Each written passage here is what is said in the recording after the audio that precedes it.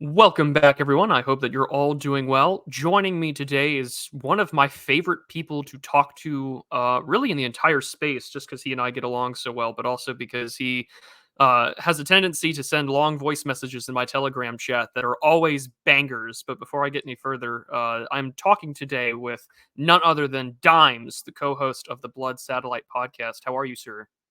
I'm doing very, very well. Thank you so much for having me on. And similarly, you leave long voice messages too, and they're always a treat. And you're one of the few guys that I can talk to about the thing that we're going to talk about on the show because it's really weird, and very few people have like the mind to like find this stuff interesting. So hopefully we can get a few other people on our wavelength tonight.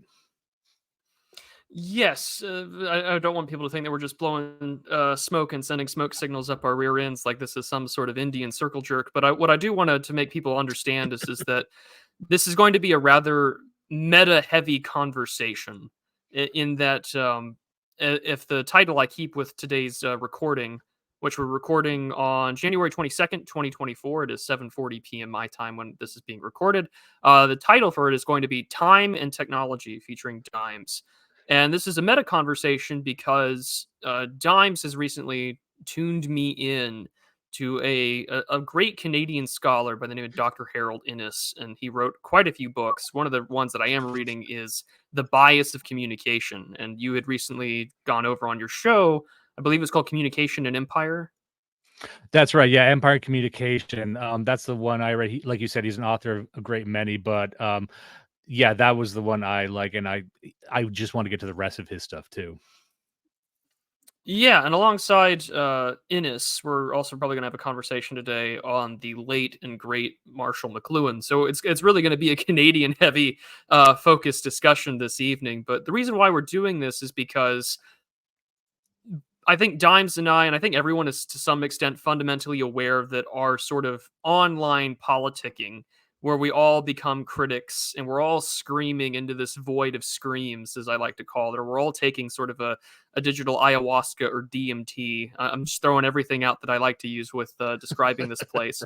Definitely has neurochemical effects, neuroplasticity impact alongside totally altering our perception of time. And before Carl Benjamin, Sargon of Akkad, like either delisted or hid away his vast video backlog of him as Sargon, he had this great video up from 2017 called, What Happened at VidCon 2017. And it had the Ben Garrison commercial or comic of him being yelled at as a garbage human being by Anita Sarkeesian. And every time I look at it, I just feel like that much older. I'm like, this happened 6,000 years ago. This is like reading the pictographs of the hieroglyphs in ancient Egypt in the Valley of the Kings. And you're like, what is this ancient lore? And the reason why you feel that way is because, 2017 is only a little over it's been 7 years. But in our online space, it feels like 6 or 7,000 because of how fast we're constantly plugged in and how fast the quote unquote discourse changes topics. Like, for instance, I think it was a little over a year and a half ago that, and this is no insult to the guy, I just know that he had this big sort of meltdown of sorts on Twitter, CA Bond, sort of just talking about, who's taking teal money and things like that. And it's just like, if you're not plugged into these things, you don't have a complete historiographic picture of what's going on. And that totally alters your perception of time in a way that I don't think a pre-social media world was completely aware of. Even in the early internet days of Usenet or dial-up, I don't think we did. So this is a very meta-heavy conversation. But how do you see yourself, Dimes, perceiving time, or how much do you think it's changed compared to your real life or your real job working in marketing, advertising? Yes, thank you. That's a big question, and I got a couple things I want to say to that. The first is anecdotal. My wife is 5 years younger than me, and we had a conversation not long ago where she just made some comment like, "You remember MySpace? Oh my god!" And of course, MySpace was within her lifetime, but it wasn't within her frame of reference. It was like just a couple years older. But the fact that I remembered MySpace, the social platform, there's a lot of listeners right now that might not know what the fuck that is, and that's kind of the point. The idea that that was a demarcation point, even though that was just a type of social network, it was kind of mind blowing. Or like there's some people who can remember 9/11 and those who don't. But a couple of phenomena I found were interesting. So the first is that Marshall McLuhan in his book, and I'm not getting ahead of myself, I'm going to keep this one short. Marshall McLuhan in his book, which we'll discuss, Understanding Media, Extensions of Man, he talks about the creation of utility time that up until the Industrial Revolution and up until clocks, basically, which is pre-industrial revolution, but around the same time, we started conceptualizing the recording of time differently. Now, we always recorded time. We always had water clocks in the past. We understood, noon and things like that. We had sundials, but there was a shift that occurred around the time when we started measuring time with clocks, that clocks seemed to be each second or minute or hour was like a container, and it contained work and it contained labor. And so you saw a different spatialization of time. Like time is a container of things you can do or your day. And it kept breaking down smaller and smaller and smaller. And what I've noticed over time as well is that the way we measure generations is becoming more smaller and more discrete. So even the idea of measuring a generation previously, like the boomers, Gen X, millennials, I think that's around like 20 years. We put a lot of focus on that to the point where we treat generations like they're different teams that we're a part of, even though we're just links on the exact same chain. It's like it's millennials versus boomers or boomers versus Gen X. It's a strange way of looking at it. And I don't really like that. But putting that aside, what I found is as the generations have progressed, we've introduced this idea of like an early millennial. I'm a late millennial. This person's an early millennial. We've started fragmenting the generations themselves into like thirds or halves because the profundity which we're measuring the time is getting smaller and smaller and smaller. And it seems that that's going to keep continuing. And so that's how it's changed over my lifetime. And that's anecdotally with me and my wife. But I think that's a lot of people's shared experience that even within our scene, we talk about how the past 5 years have been radical. And I think part of that's cultural, part of that's technology. There's a lot of factors at play for why that is. But I think that's probably as good an answer as any. What do you think about that? Well, like we said before we decided to record it, we also, I think, understood that this is somewhat of a very Western conversation to be having. I mean, this is very meta. This is a very meta-textual discussion that I think we're going to try and dive into as well, which makes you wonder how many other people are sort of thinking the sort of same stuff.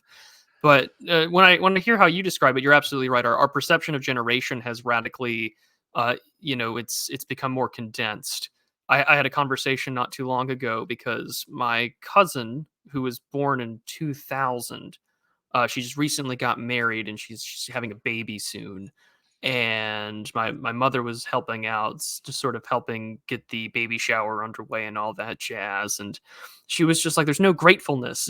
And now she's Gen X and she's complaining about sort of Zoomer, lack of gratefulness. And she's like, "Are all young people like this?" And I said, "Well, most young people, in my own perception, are view things as transactional. There's no understanding of charity or doing something out of the goodness of your heart without people expecting for you to pay them back somewhere down the line." And I said that definitely warps your ability to understand human relations that way. And I said, I don't know when that really started, but I can tell you that that's what I see and what I know. And then she's like, "Well, are you like that?" And I said, "Well, no, but I was also raised differently. But also, there's a big 5.5 year gap between her and I. So I can't even tell you what her growing up was like or how she is. Like, she's on Snapchat, she's on all these other social media apps that I'm not on, and I make it an effort to not really be on a lot outside of what's necessary to run this weird little world that I am as this amphibious reactionary individual. But outside of that, I try not to be on it with my real name or anything. I have no existing social media outside of the Prudentialist. And even then, when I'm on here, we talk about things in a manner of character arcs. We talk about lore. And that's partially, I think, due to sort of like the gamification of our vocabulary. Like video games have inferred a sort of linguistic um circumlocution understanding of how we talk about things. Like, oh, well, he's on his, like, like I remember dating somebody and she was like, oh, I'm on an X kick. Like, oh, she's gonna do something for a little bit and then lose interest or whatever, because people do that, women especially. But when people say they're on an X kick now on Twitter or whatever, it's like, no, they're on a character arc. They're on this, like, episode. They treat their shows like television in seasons or episodes of certain things, like a DLC or a video game expansion pack. And it's just very strange to see how we've allowed our mediums to radically transform our perception of time, but also our sense of self-identification and what we do. And I mean, everyone likes to make the point, for instance, that, oh, there are numerous studies that illustrate that pornography usage, especially online pornography, has that sort of like cocaine addict's habit. It totally warps your neuroplasticity. It hardens it. It makes it very hard to break the habit, to the point of where, like, guys can't get it up with real life women. And Yeah. so, if that's true for like porn usage, then God only knows that it's going to be that way for, enhanced Twitter usage or online doom scrolling 24/7. And Yeah. I think, as McLuhan says, it can be an extension or it can be a self amputation. And I think one of the things that McLuhan doesn't talk about in understanding media, I think he mentions it in the Gutenberg Galaxy slightly, but it's not so much that it's an amputation, but in a postmodern sense, it's just deterritorialization from the real space into an existing sort of noosphere, memeplex or whatever. Like, we're all in these different spaces mentally. Like, oh, I know that there are like X number of factions in this little space of mine, and I know if you name one or two of them, they're all going to get up and pissy and try and mass report your account or whatever. And so then you have to be very careful about how you navigate things. And then you let that language slip in real life. Like, good luck explaining to somebody why, like, taking a Lindy walk is something that you do every Saturday afternoon, right? Like, good luck with that. And that's the way that people are in this space, which I find to be particularly interesting, because you see it elsewhere in other online communities. It's just that we're so cut off from one another in doing that. And I'll give one anecdote and then I'll shut up. In that, I accidentally clicked go incognito on my YouTube app one time when I was trying to go click my settings. And one of the videos that came up when I was incognito, one was just a bunch of TikTok advertisements, because I pay for YouTube Premium, sue me. But it Nice. was this documentary about the history of quote unquote object games, which is this whole subgenre of YouTube animation where they basically take random inanimate objects and they treat them like they're real, anthropomorphic, and that they're in like a survivor style game show. And then the audience interacts and votes off who's to leave the island or whatever. And how, like, certain things have like these meta narratives or a critique of the whole genre, and these things get millions and millions and millions of views. I'm talking like 22 to like 60 million views for some of them. And it was blowing me away that such a thing exists. And I had no idea that it was even a thing. It was like, just finding this random civilization out in the middle of nowhere, like in the Atlantic Ocean. And you're just like, what? And then I just quickly I watched the whole documentary and I was just blown away that this whole subgenre of like entertainment for children and preteens or Zoomers or whatever So is is this out there. new or is this like an old type of media? Because this is blowing my mind too. I don't know. That was the thing, because it's like this started in like 2015 or 2014, and it's been going on. And I was like, I had no idea it existed. But then again, I wasn't growing up during that time. I was already 18, going to college during those years. It was just like, this is new to me, and I just felt like I was just uncovering some uncontacted civilization that had not been entirely politicized. And it was like, oh, there's like a refuge for political innocence. And then I quickly turned off my incognito and went back to watching a Morgoth video, because I have problems. So Well, that's my spiel. Morgoth is one of the more soothing creators in our seed, even though he can be somewhat cynical. But who doesn't like Morgoth? That's you could put that on TV right now, and he'd make $1 million, I bet. He touched on a You lot of probably really could, yeah. yeah, like Morgan. There's a lot of guys in our scene where I'm like, if they went prime time, they could go. you know. He could actually have a really good go of it. You mentioned a lot of really interesting things there. One thing I'm going to circle back to is the you kind of mentioned about lore and you talk things like that. The phenomena, even on a lower strata than that, is the idea of the rabbit hole. The idea that you can decide to just be extremely, let's just say, autistic, or do a deep dive on one topic and within one evening know everything there is to know about that one specific topic. And that's almost like seeking out information overload. And what's interesting is you see that replicated in a lot of different areas of society. Binge watching would be another. And I could think of maybe even just 1 or 2 generations ago, the idea of watching like 7 hours of one thing would give people migraines and they'd want to blow their brains out. Like if you, it doesn't take long to go back in time to find someone who like cannot consume media and information the same way we do right now. The idea of like, I'm just going to listen to 9 hours of this podcast while I'm watching something else, or I'm going to watch an entire season of a show in one day. Like that's insane. But we do that all the time. Mid girls do that all the time. And that used to be the purview of like fucking Nash from A Beautiful Mind, you know. So that's the culture we live in, of persistent information overload, and we've become acclimated to it. And the real question is, can we ever step back from that? And people talk about, you know, everyone's got low attention spans right now. Yes, the trade-off is that you can parse through more information faster. Whether that's good or bad depends on the information being blasted at you. But it's interesting that people seek that out. And in fact, you mentioned there also, McLuhan discussed the idea of auto amputation. So he mentions this in the book. So if people don't know, this is kind of, it's an interesting idea. I'm going to try and explain this as simply as I can. And this is probably the goodest place today to explain it. So what McLuhan talks about is that media, and he uses media in a very specific way. Media are extensions of ourselves. So the subtitle of the book is Understanding Media, the Extensions of Man. So what media does is it extends our immediate human senses, you know. So language is a media that we use, and the written word is an extension of that media. Now he can get into the weeds on that a bit, where he says clothing is like an extension of the skin. You can see what he means, but sometimes he also says like wheels are a media extension of the feet.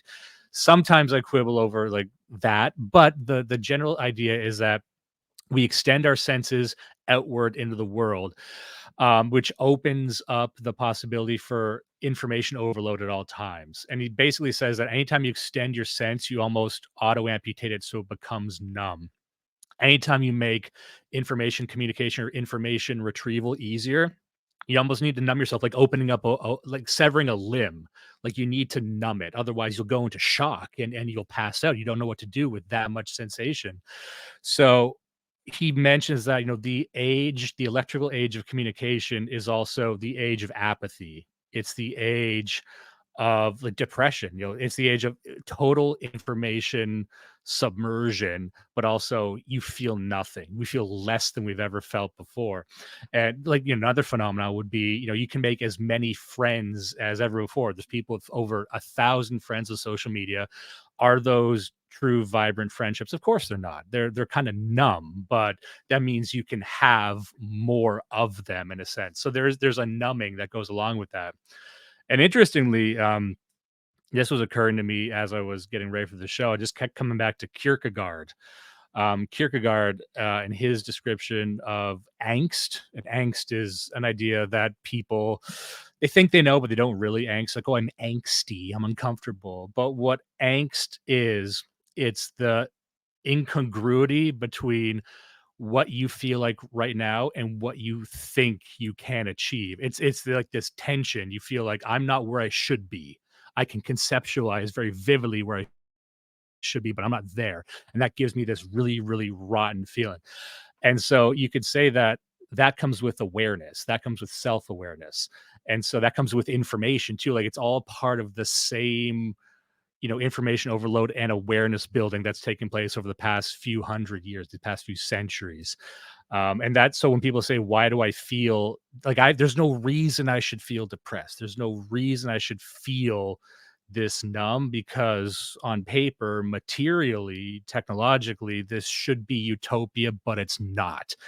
This is not what utopia feels like. And so this, I think, at least begins to understand why you're living in kind of an insane paradigm right now. You're in a paradigm where, as a human being, your senses are extended so much in every direction in instantaneous media that you kind of have to become numb to everything just to survive.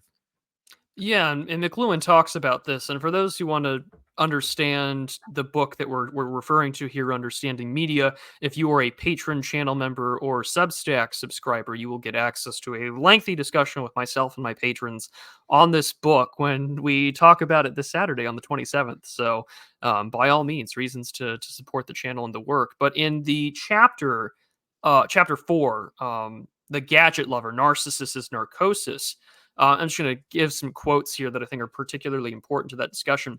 Our language has expressions that indicate the self amputation that is imposed by various pressures. We speak of wanting to jump out of my skin, or of going out of my mind, being, quote, driven batty, or flipping my lid.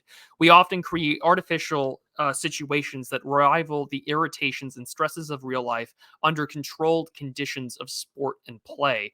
And for starters, you can already think of something like people who like to play high stress games, or do challenge runs on stream, such as speedrunners, or video game players like those who like to do Dark Souls, soul level 1 challenges that I have done because I think it's fun, but at the same time, it's insanely frustrating if you're doing something wrong. But we create these sort of pressures with deadlines, or our ability to keep up the clout chasing, or just to be in, quote, the discourse.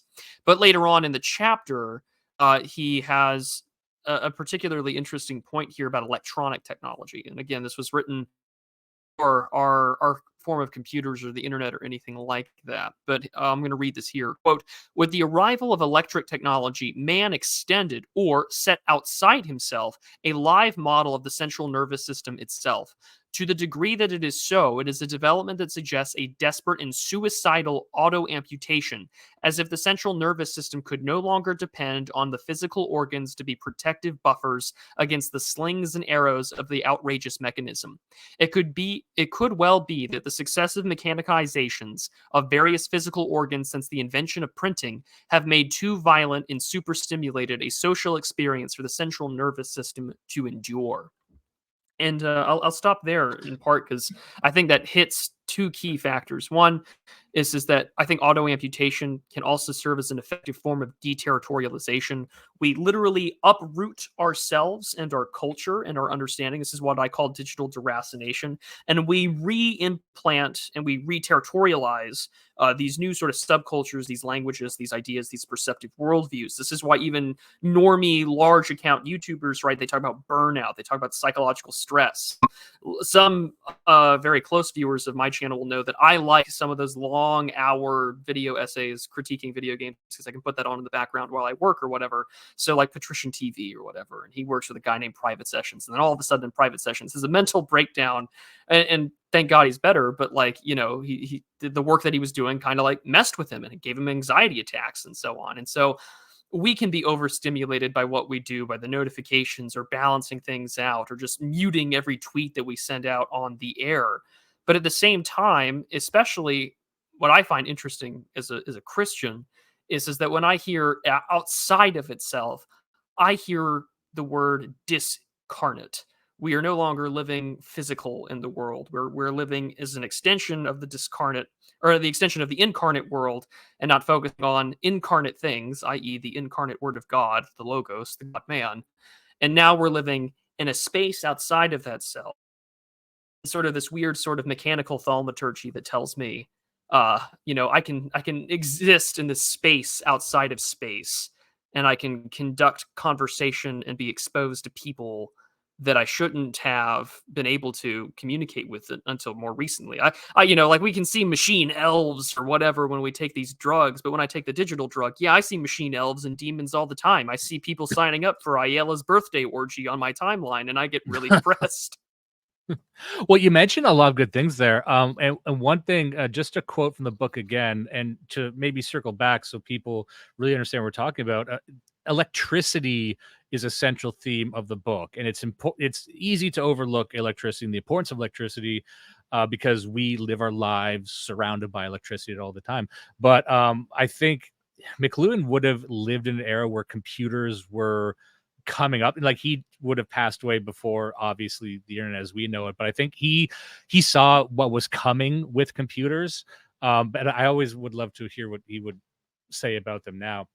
But in terms of electricity, um, what electricity did, and this really hasn't it hit what he says in the book is no one has really stopped to really apprehend the importance of electricity on our mind and how we process information. So, what does he mean by that? Well, prior to electricity, you still had the Industrial Revolution. You still had the mechanization process, and the Industrial Revolution was another paradigm shift to the human mind, where everyone started to think more logically. We were very, very process driven, but also very linear. So we could think in very complex processes, and the average citizen was demanded of to, you know, absorb this new way of thinking of process driven stuff into their everyday lives. However, what electricity did was it destroyed that process entirely, made everything instantaneous. So the idea that everything can be operating all at once was like another paradigm shift that really changed. And like, younger generations kind of get this.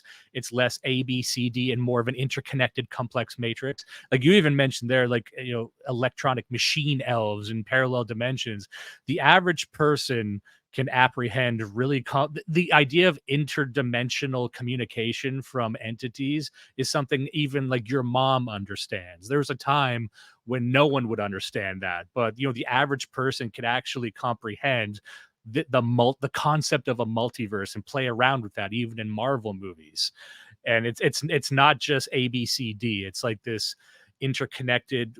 Some things change other things, but you can keep a lot of those plates spinning in the air. So electricity, and I don't think that's McLuhan was like one of the first guys to really say that changed how we do everything. And a lot of ideologies were birthed by like Marxism, fascism. A lot of these emerged from the Industrial Revolution. I don't think there's really been an ideology or a really any sort of system that's emerged from the information revolution. Like, we're still playing with 19th and 20th century ideas that don't really, work in this new instantaneous paradigm, this deterritorialized paradigm. And there's a quote here. Like, there's another quote from the book. I'll just read it quickly if you don't mind. He says, "The greatest of all reversals occurred with the electricity that ended sequence by making things instant. With instant speed, the causes of things began to emerge to awareness again. Just before an airplane breaks the sound barrier, sound waves become visible on the wings of the plane. The sudden visibility of sound, just as sound ends, is an apt instance of the great pattern of being that reveals new and opposite forms, just as earlier forms reach their peak performance." He says, in the electric age, this is what you were saying before, in the electric age, when our central nervous system is technologically extended to the whole of mankind and to incorporate the whole of mankind in us, we necessarily participate in depth in the consequences of our every action. It's no longer possible to adopt the aloof and disassociated role of the literate Westerner. So I really like those two lines. That shows like the sea change of the electric age that I still don't think most people have really appreciated. Now, what do you think about that? I think the point that you make about playing around with 19th, 18th, and 20th century ideas in the midst of this new technology is innately true.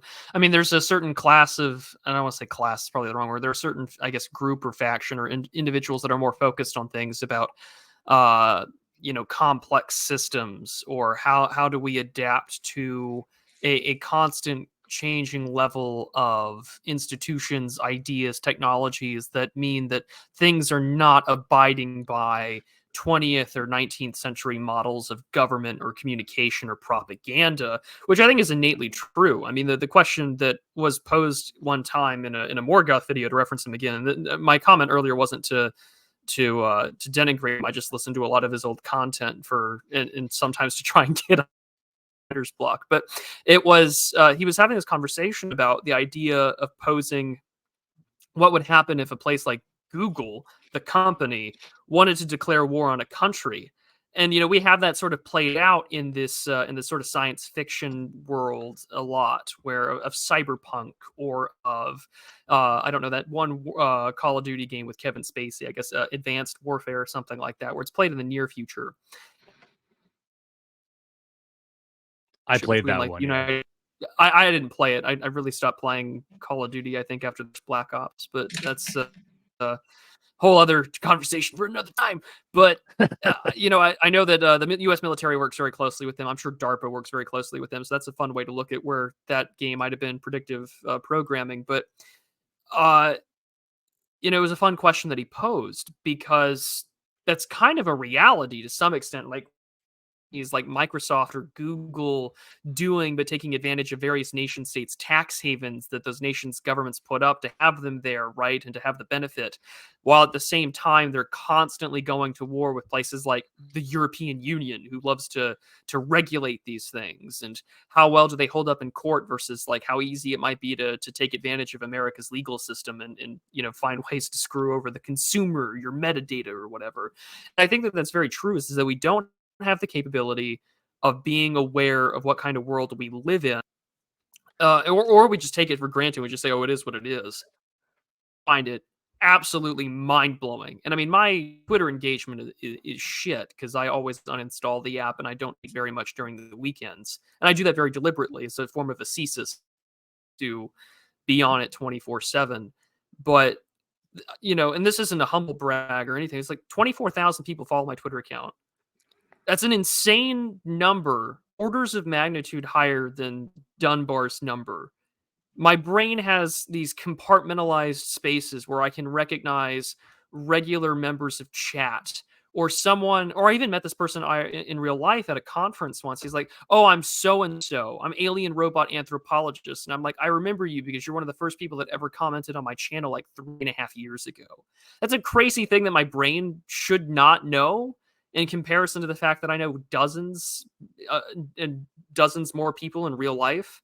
Trying to make it sound really hard, like I have a thriving social life. I mean, I do, but it's like it's crazy that my brain has this dualism to it, where I can like turn off online brain, or try to turn off online brain, and then turn on offline in real life brain, because we work very closely to not tell people too much about our like real life personal details. Like, I say I live in the middle of nowhere, but I also say that I live in Texas, and I also try and make sure that people don't know exactly where I'm at, because you don't want like your online life crossing too over much into your real life. And so I think, unless you're part of it, or you take the time to seriously think about it, I think you're right, that McLuhan is right, even 60 plus years ago, that we take for granted this awareness. And some people are just blissfully unaware, because either they were raised in it, or that's just the culture, and they've been programmed and conditioned psychologically to just accept the terms of how it is. Some people, I've noticed, kind of fit very naturally as just passive consumers, whereas others want to be the reply guy. They want to be the thread guy. They want to be I'm going to find a specific weird niche, and that's going to be my thing, and it will be my space, because I want to conquer this intangible digital space, because it is mine. Because to some extent, I think the Bronze Age pervert is very right. Man wants to claim and take up space, and where other place to do that in the 21st century, in part because no one's doing like rebellion or insurrection, or we're not like joining the French Foreign Legion, right, to go kill Algerians or whatever. Instead, we're trying to ratio like the Sunday Times, or we're trying to ratio Trudeau, or there's this guy called Middle Earth Mixer on Twitter that always puts a picture of Gondor ripping a Peter to like ratio like news journalists and such. Like, that's the space.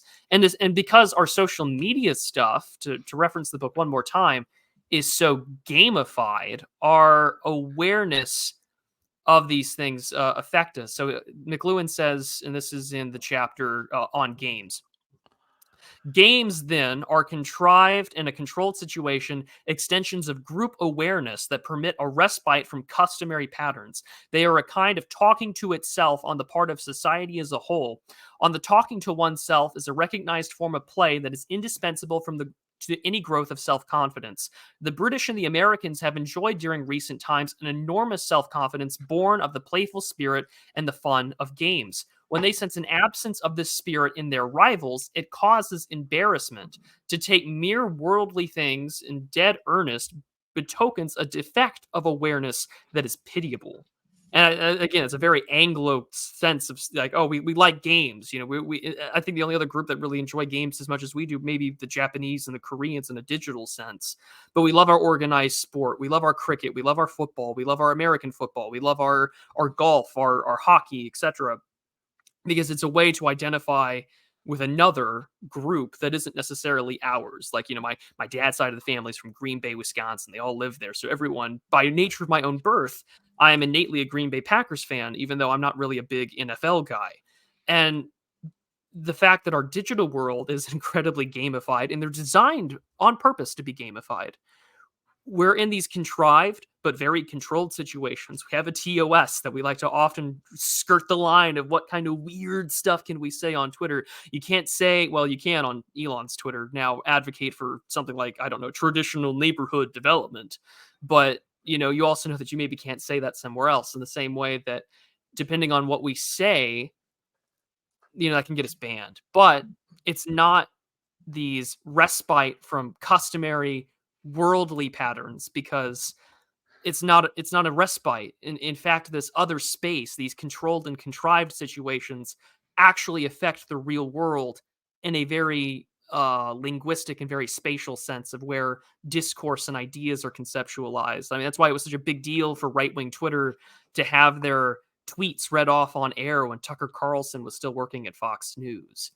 And so I think that's a big thing that I don't think we've even talked, like, the not just the right in general, but I mean people in general, outside of a few papers written by like the Atlantic Council or the Santa Fe Institute, where we do live in a very gamified world.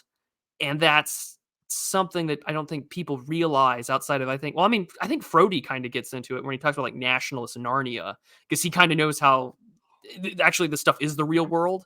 But when you're on the internet, like, oh, I can like tell some tranny on Twitter, like, you'll never be a real woman or whatever. And then like, yeah, I did the thing. I owned the libs. And then, well, you really didn't, because like your country's still being invaded by third worlders.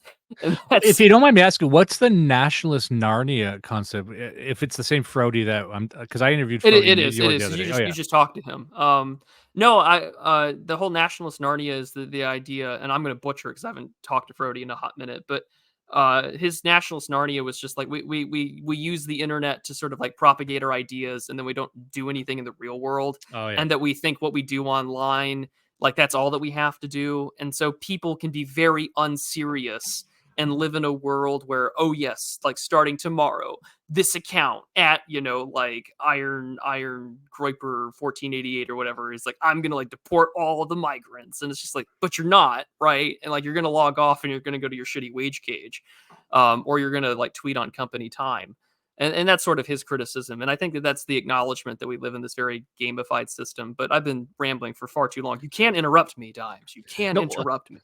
because you said so many good things, and I don't want whenever I interrupt or anyone interrupts, they lose their train. And you got like 7 things I wanted to comment on there, but I think I'll comment on the last part because I know I'm going to forget this, and I don't know where to fit this part in. So now's as good a time as any. There's this book I was reading recently that I'm just about finished. I'm going to talk about it on my show, Blood Satellite. It's called Decadence by Jim Haugen. This was written in the 70s. And a fan of the show, a friend of the show, sent me a hardcover copy. It's not the easiest book to find, but this guy was a journalist, and he was writing on the counterculture of the 60s. So this would have been the boomer generation. People think they know what that was. It was hippies. Maybe they heard Hunter S. Thompson talk about that time, but it's a lot more complex than people think. I'm not going to explain the entire thing right now, but the one part he was talking about was the concept of cultural decadence, because what had happened was, I'll just say this: the dissident right, the broad milieu that we're in right now, is almost line for line and beat for beat what the counterculture movement in the 60s was, including where it ended up right before it fizzled out, which was people saying, we need to create a parallel society. We need to go off grid. We got to start building compounds. There was an anarcho-primitivism. There was a fascination with reading old books and mysticism and esoteric stuff. There was a lot that was very, very similar. And of course, the interest is, well, how did that fail? Because that seems to be parallel to this. Now, there's a couple of reasons why it failed, but one thing he had mentioned was in they failed for the same reason we're probably going to fail, and because we're stuck in this sort of cultural decadence, because we understand that the society is too big and too powerful to really affect with any sort of internal revolution, barring a total collapse, which is unlikely. So we enter into this meta life. We become, every single one of us sort of pathologize our self-awareness, that the life of a Westerner right now. And he gives a great anecdote about this later in the book. He says, I was fed up with America. I had to get out. You have to do what every white guy wants to do. You got to get out of your homeland and just go where the natives are. So he goes to Ibiza, or as they call it, Ibiza, but I don't like pronouncing it like that, so it's Ibiza. And he goes there, and again, this is in the 70s, no internet, right? But he goes there and he's fascinated that that entire island, no one's got a phone. They don't really give a shit about what's going on in the outside world. And you would think that would make them culturally dead. Quite the opposite. It's crackling with energy and gossip and communication, and people are lively. There's a different sort of energy there that he falls in love with for a minute. And then he realizes, he's like, I can't exist in this culture because this culture doesn't know how to stand outside of itself. He, being a Western man, a white American, he can only understand culture as something you stand outside of, like we all do. And I'm sure, if Gio Pinochetti's is listening to this, which he should be, he would understand, like, everything is a meta commentary. Every meme, we have to remove it. And what does this mean in relation to something else? We overanalyze everything because that's all we really have left. And that's what became of the boomers and the counter revolution. It became commoditized and commodified too fast. And that, barring any sort of collapse, you were saying that the only thing we can really bring to the table is intense sort of meta analysis of the culture itself. And that becomes the only culture. And that's fascinating when you consider, like, what is the cable news? Like, within my lifetime, cable news media became a giant cultural organism to talk about the news media itself. Isn't that weird? Isn't it weird how much the news media talks about itself all the time and meta analyzes what the pundits are doing? Like, it's pathological. It's an insane way to live, but we actually wouldn't know how to live if we were deposited in any previous culture.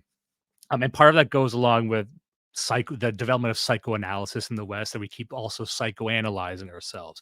You can't just be. Everyone has to have some kind of mental illness, but that's almost a different tangent entirely.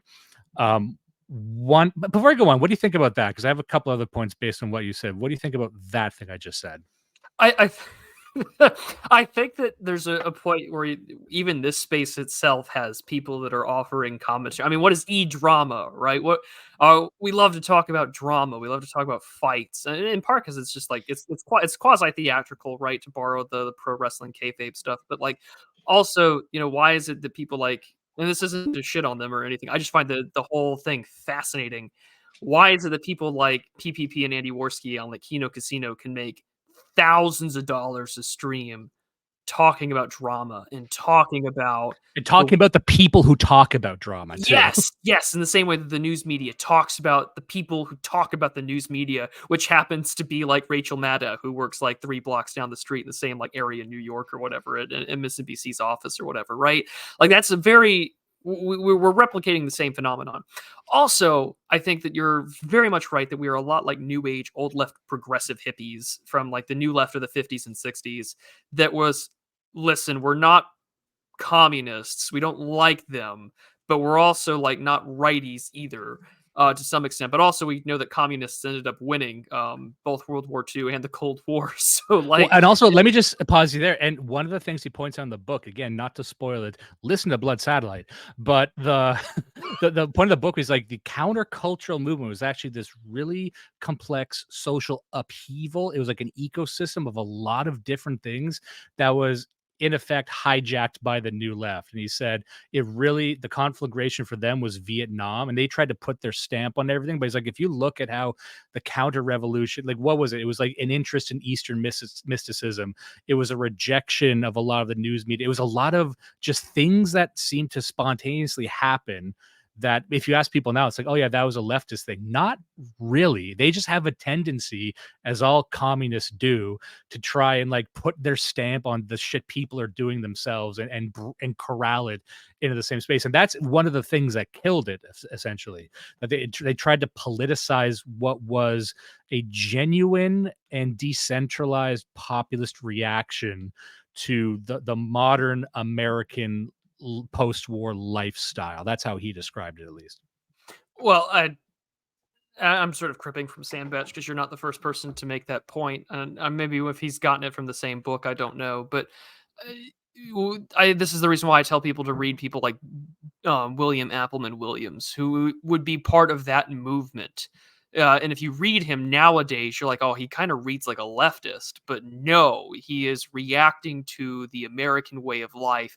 Although, and also America's foreign policy and empire. He's got two great books, The Tragedy of American Diplomacy and Empire's a Way of Life, where he totally shuts down like the boomer con quasi-libertarian myth that, we don't want foreign wars. And it's like, no, America's always been like this like really cool swashbuckling white man filibustering like his neighbors, and it's like awesome, but at the same time, like that Yeah. isolationism is a total myth.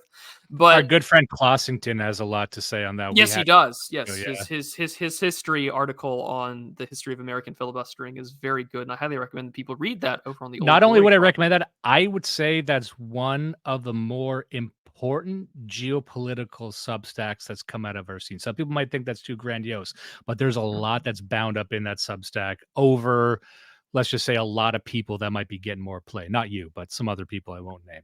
If I won't name them, why'd I even say it? I don't know. Anyway, continue. Go ahead.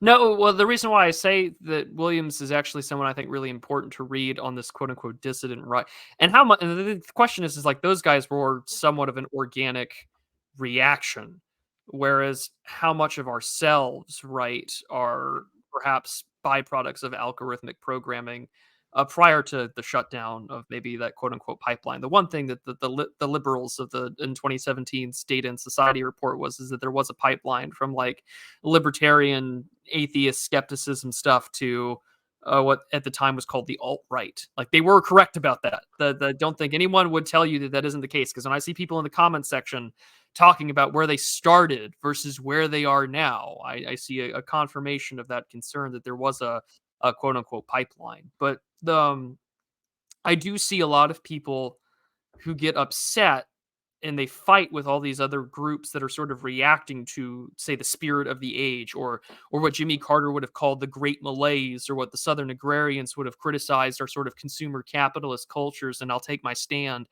which I think even non-Southerners should read, and even non-Americans as well. I think you would find it fascinating.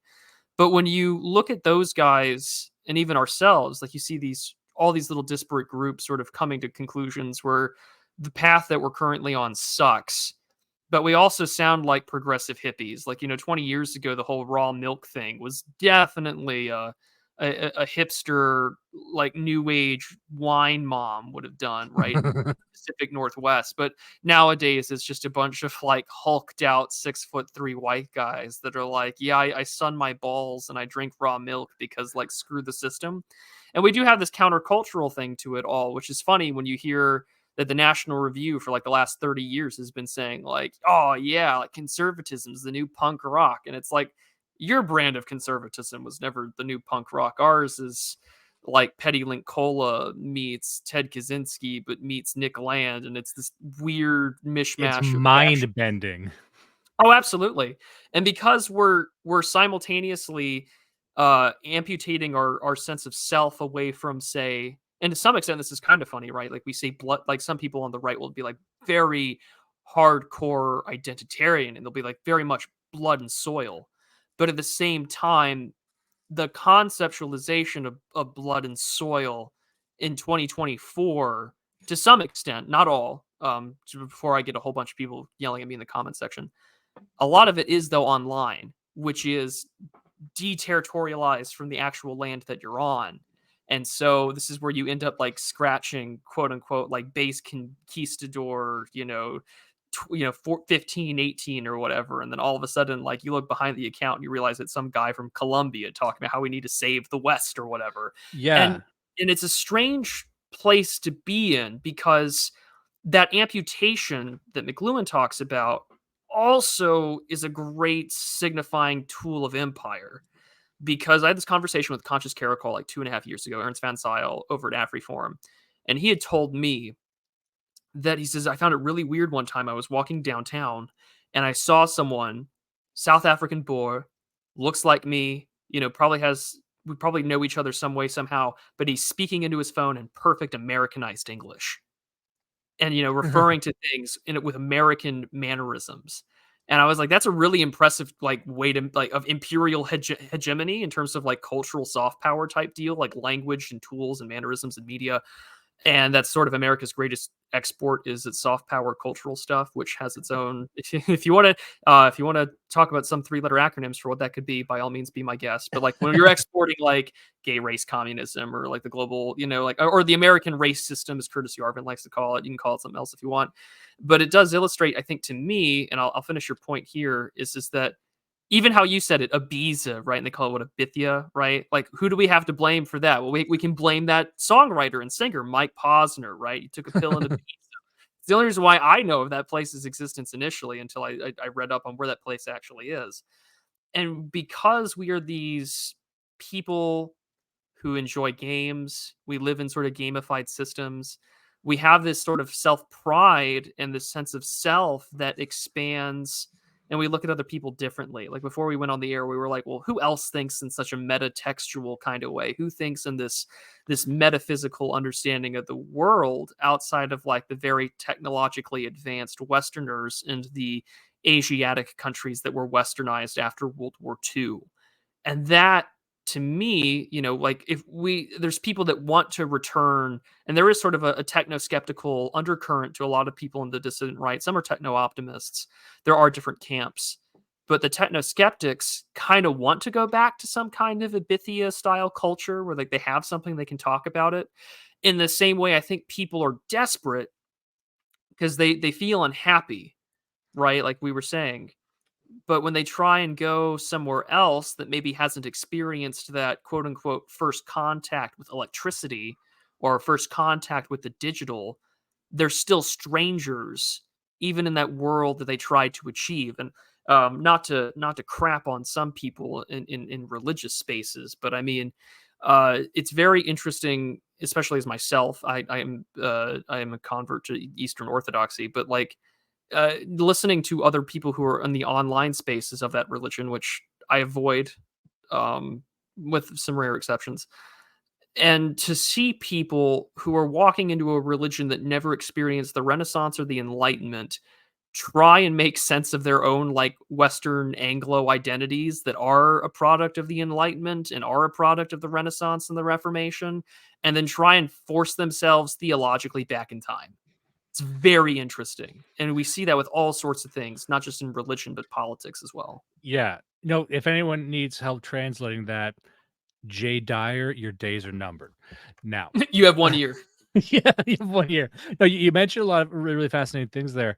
And one of the things you had mentioned was sort of wanting to go back. And there's this thread that's been woven through a lot of things I've been reading recently, which is that nostalgia and advocating for nostalgia can be the most politically expedient. It's easy to put on a placard, it's easy to make a slogan out of, but it might be the least relevant and the least achievable to actually go back to a previous time, even if it's like America in the 1950s. However, that's very emotionally potent. So, ironically, that's the stuff that's But easier to for advocate left-wing for. Twitter dimes, nostalgia is the gateway to fascism.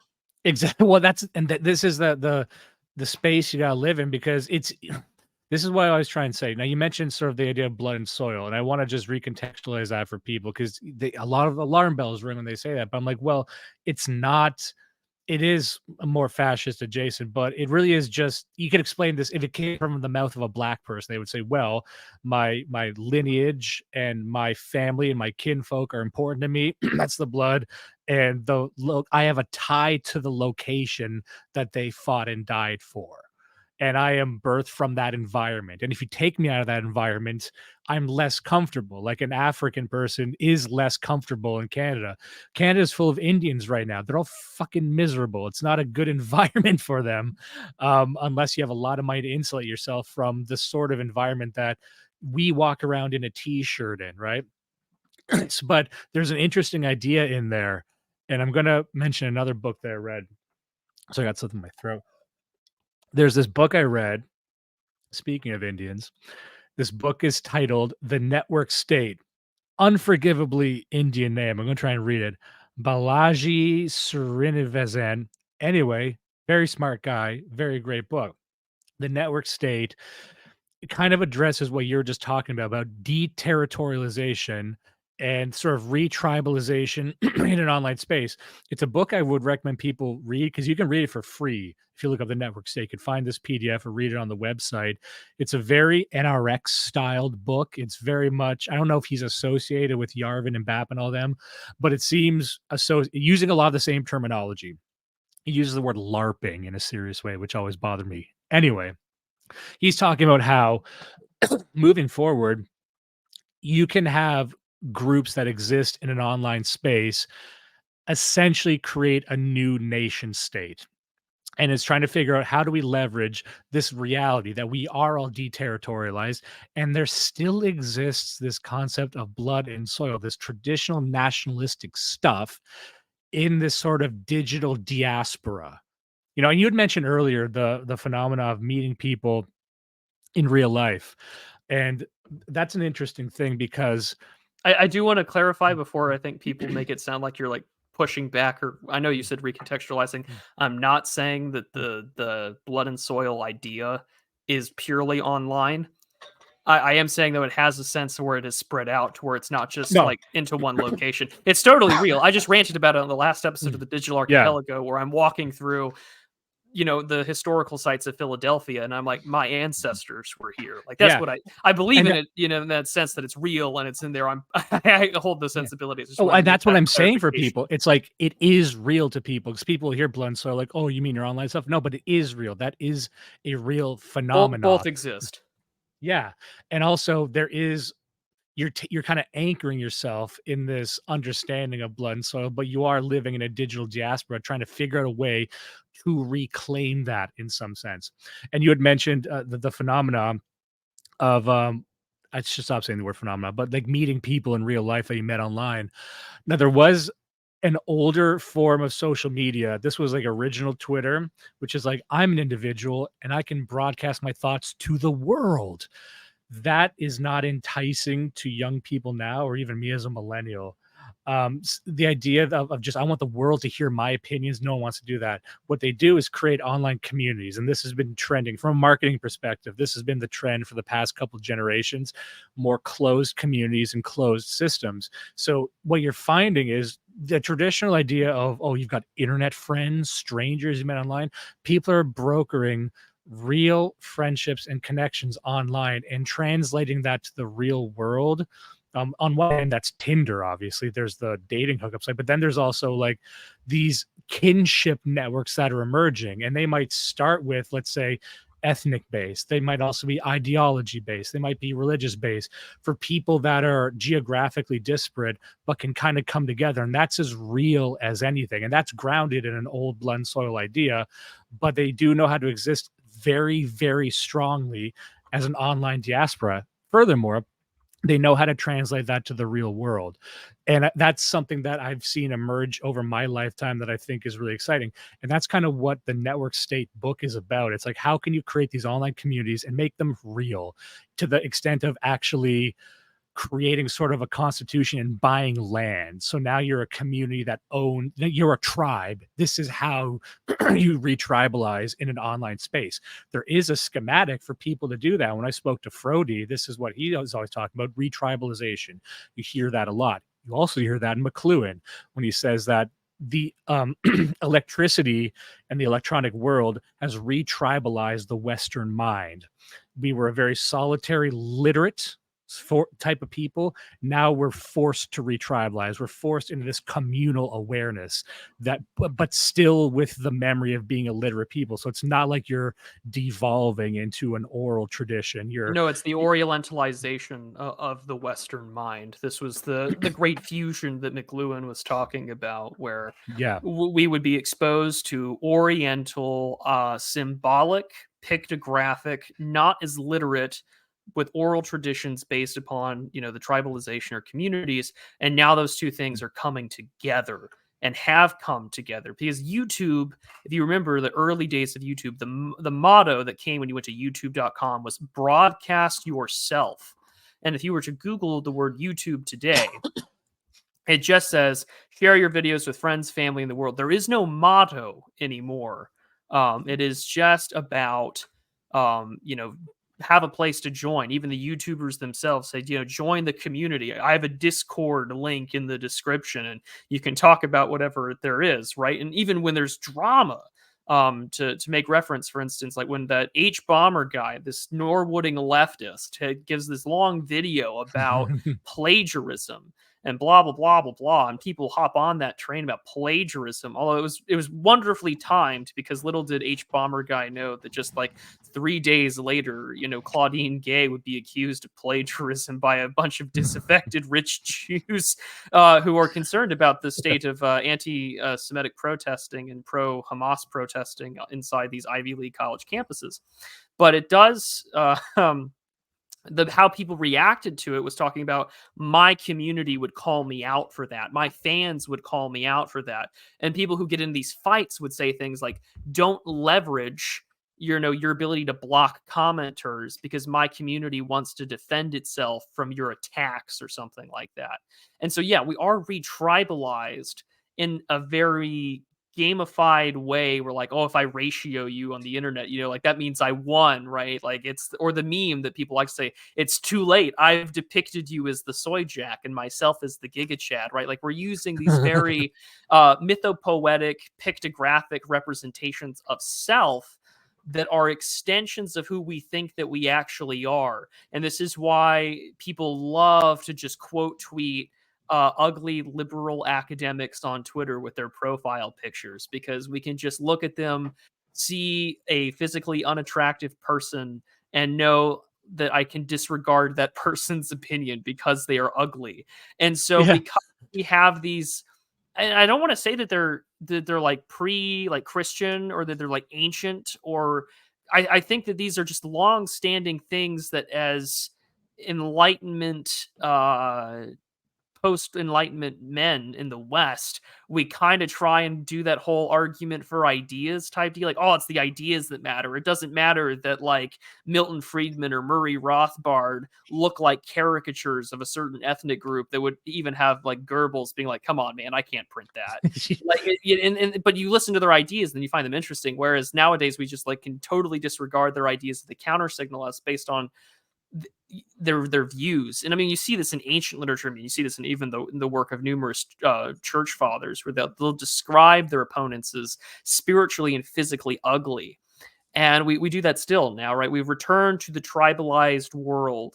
And for some people, I think that freaks them out to a degree that whatever came before the sort of Western idea of what man is under attack, not just in the demographic sense of the word, but also in sort of the metaphysical, that we've lost track of who we are.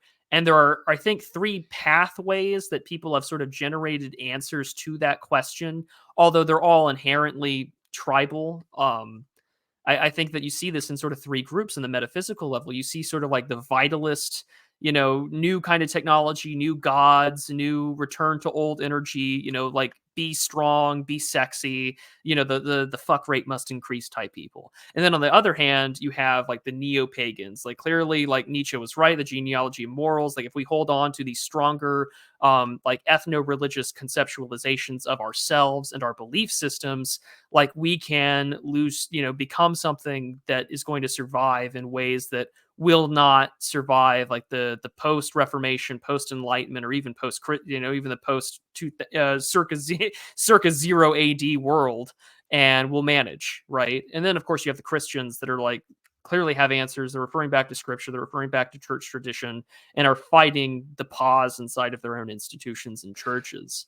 And I think Yeah. that because these things are all happening both in the real world and in the digital spaces, you're realizing that, even though yes, some of these ideas or some of these belief systems are thousands and thousands of years old, they feel new, despite the fact that they do have a very tangible timeline where we can trace their history, their entomology, the development of doctrines, etc. And we're in a world where, as you had said, we're trying to just survive this position. So like, oh yeah, the network state. Can we like, the startups are cool, but can we start up a country? And that's trying to challenge 19th and 20th century concepts of what the nation state is, despite the fact that, honest to God, America doesn't have sovereignty.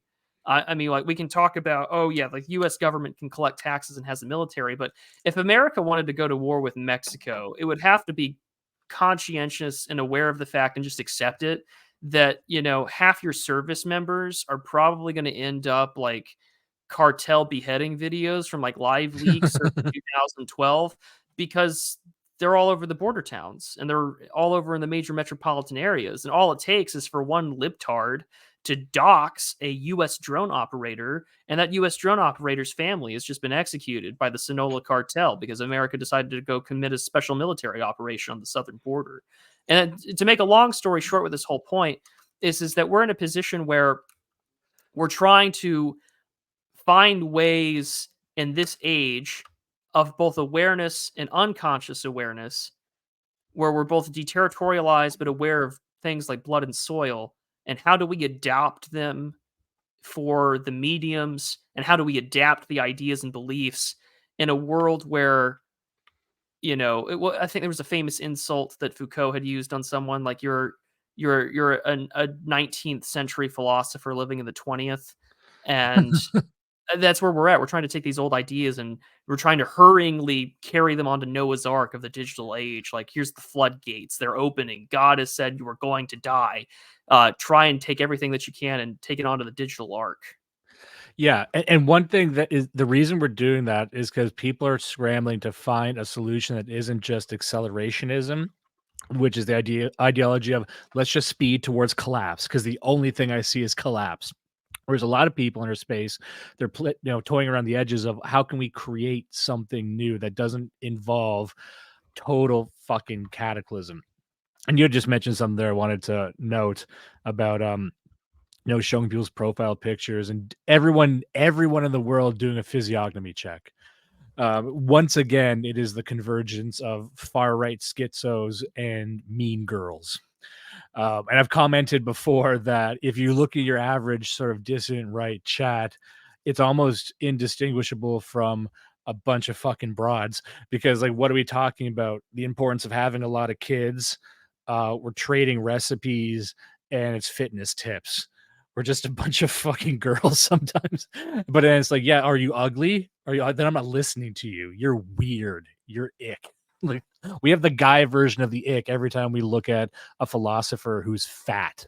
But there's something there. There actually is something, the idea that the Enlightenment idea of like all that matters is the ideas. It doesn't matter where they're coming from. I was reading E. Michael Jones recently. He had this really great book called Logos Rising. I know he's a Catholic, but I think you could forgive him for that. And he was talking more about a lot of the Marxist thinkers and a lot of the sort of deconstructualists.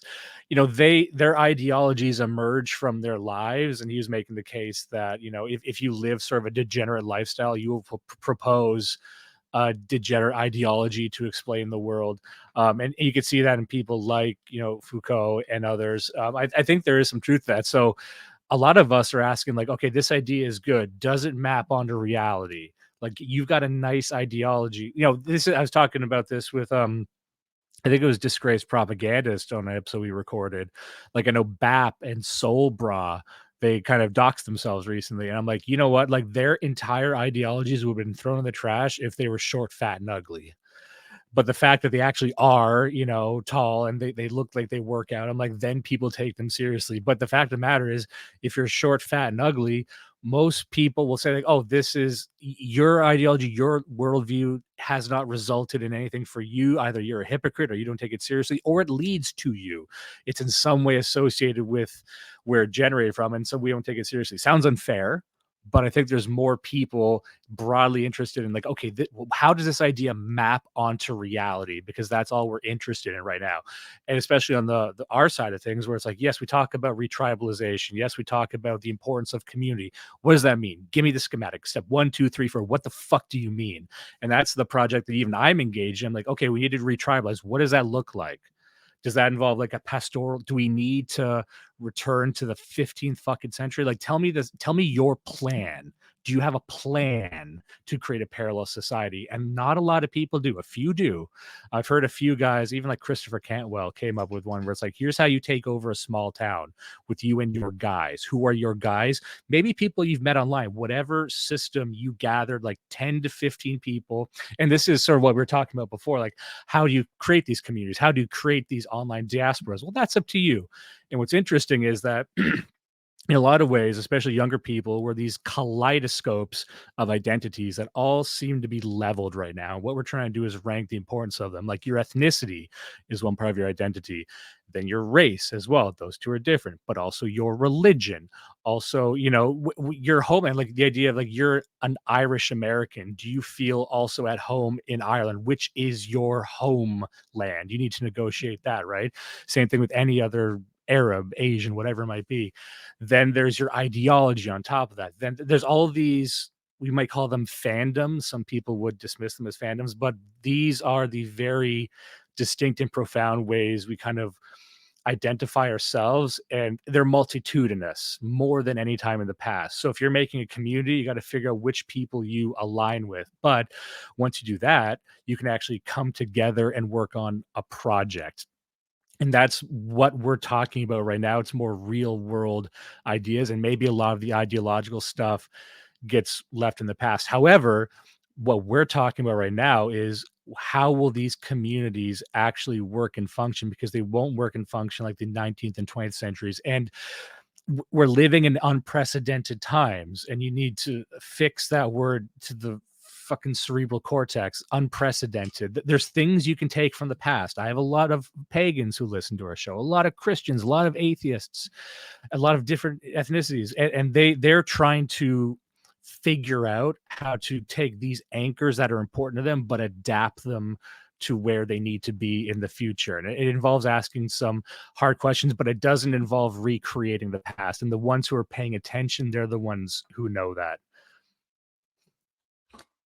Yeah, I would agree with that wholeheartedly, that everyone is trying to adapt what they think is true, good, and beautiful to an age where I can go on Twitter and I can say something, and some jerk off from Brazil will say that that's dumb and here's why. And this is also why I tell people time and time again that I think your whole soul bro thing was a very good point. Like, if he like had like an ugly face, or he was not jacked, that no one would take his shtick seriously, and they would call him a LARPer because on his Instagram he posted a picture of like an eagle with a Sonnenrad. It's like, everyone knows what you look like now, bro. Like, everyone's gonna call you a LARPer or whatever. And that's why I tell people all the time. I said, listen, when you turn your phone off at night and you look at the reflection of your face in the screen and you don't like what you see, this is time for you to wake up and to do something. As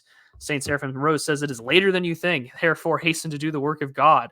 Like, it is later than you think. You don't have to be a fat, ugly, uh, piece of garbage to live your life, right? And again, this is why there has been such a renewed emphasis.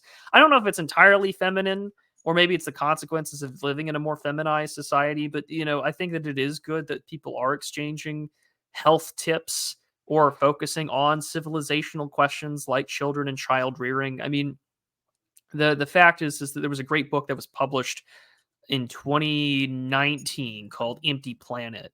And he was basically saying that most UN predictions about global population size are wrong. And we're actually going to see by the mid 21st century, so like the 2060s, that we're going to see a huge drop off in birth rates. And we're also going to see a huge decrease in global populations. And that the world is going to struggle to how to square that peg into the round hole. Yeah, and Uh, just to reiterate that for people who always gloss over that point, this is a global phenomenon. It's not just the West. It ain't just white people. They're probably going to shrink significantly, and they are a global minority. But like, you're seeing the population start to crater in places that you wouldn't even think of. Yeah, absolutely. And I mean, this is even something that more mainstream writers and pundits and commentators like Peter Zeihan, for example, in his, I want to say it was 2022 book, his newest book that just came out, The End of the World is Just Beginning. Although I think, again, he's got that sort of liberal, I'm trying really nice not to be mean to the man. He has these presuppositions where he's just like, don't worry, America. We can import infinity migrants and we're going to Oh, survive the yeah. population crisis, despite the fact that even progressives like Philip Kafuro are like, no, that'll actually kill any like sense of like national identity that's left in this country. And good luck making that work. And I mean, you already see the consequences of that now in America and especially in Canada, as Trudeau's government has just decided to, I guess, tape a lead pipe to the accelerator and not let go. But the way in which we perceive, to also bring this back to time, we do perceive time differently than I think our non-European or non-Anglo-American counterparts, in that we're fundamentally aware that there is what used to be called the information superhighway. I mean, it's still a highway. It does move faster than your real life. And I'm reminded, and this is the funny thing, is that Marshall McLuhan was a devout Catholic until the end of his life. And when you read Nice. Understanding Media, like you see him speak very reverently in terms of like any good Christian should. So when he refers to King David, he says the psalmist says in Psalm 115 or 116, depending on your translation. Um, about certain things. And I think of that too, as, when they describe, I don't remember which psalm it is off the top of my head, but, 1,000 years to you, O Lord, as is yesterday, as is a watch in the night, a comparison to how God sees time or perceives time in human terms that we can understand. And we're aware of the fact that 1,000 years on the internet, as is like 3 years in real life, is to the news cycle. Like we're still, I think, dealing with the ramifications of a 24-hour news cycle with cable news and Ted Turner and CNN. But because everyone now is in this self-correcting, self-referential feedback loop where it's not just broadcast yourself, it's become part of a community, be a community leader, be a Janny in someone's community, right? You got to earn that little blue wrench if you're a good pay piggy, or if you're a good Janny, or you're a good chatter in someone's YouTube community or whatever. And you are now not broadcasting yourself. You are a critic of the community that you are in. You are now a self-referential feedback loop of ideas and commentary about who we are as a thing.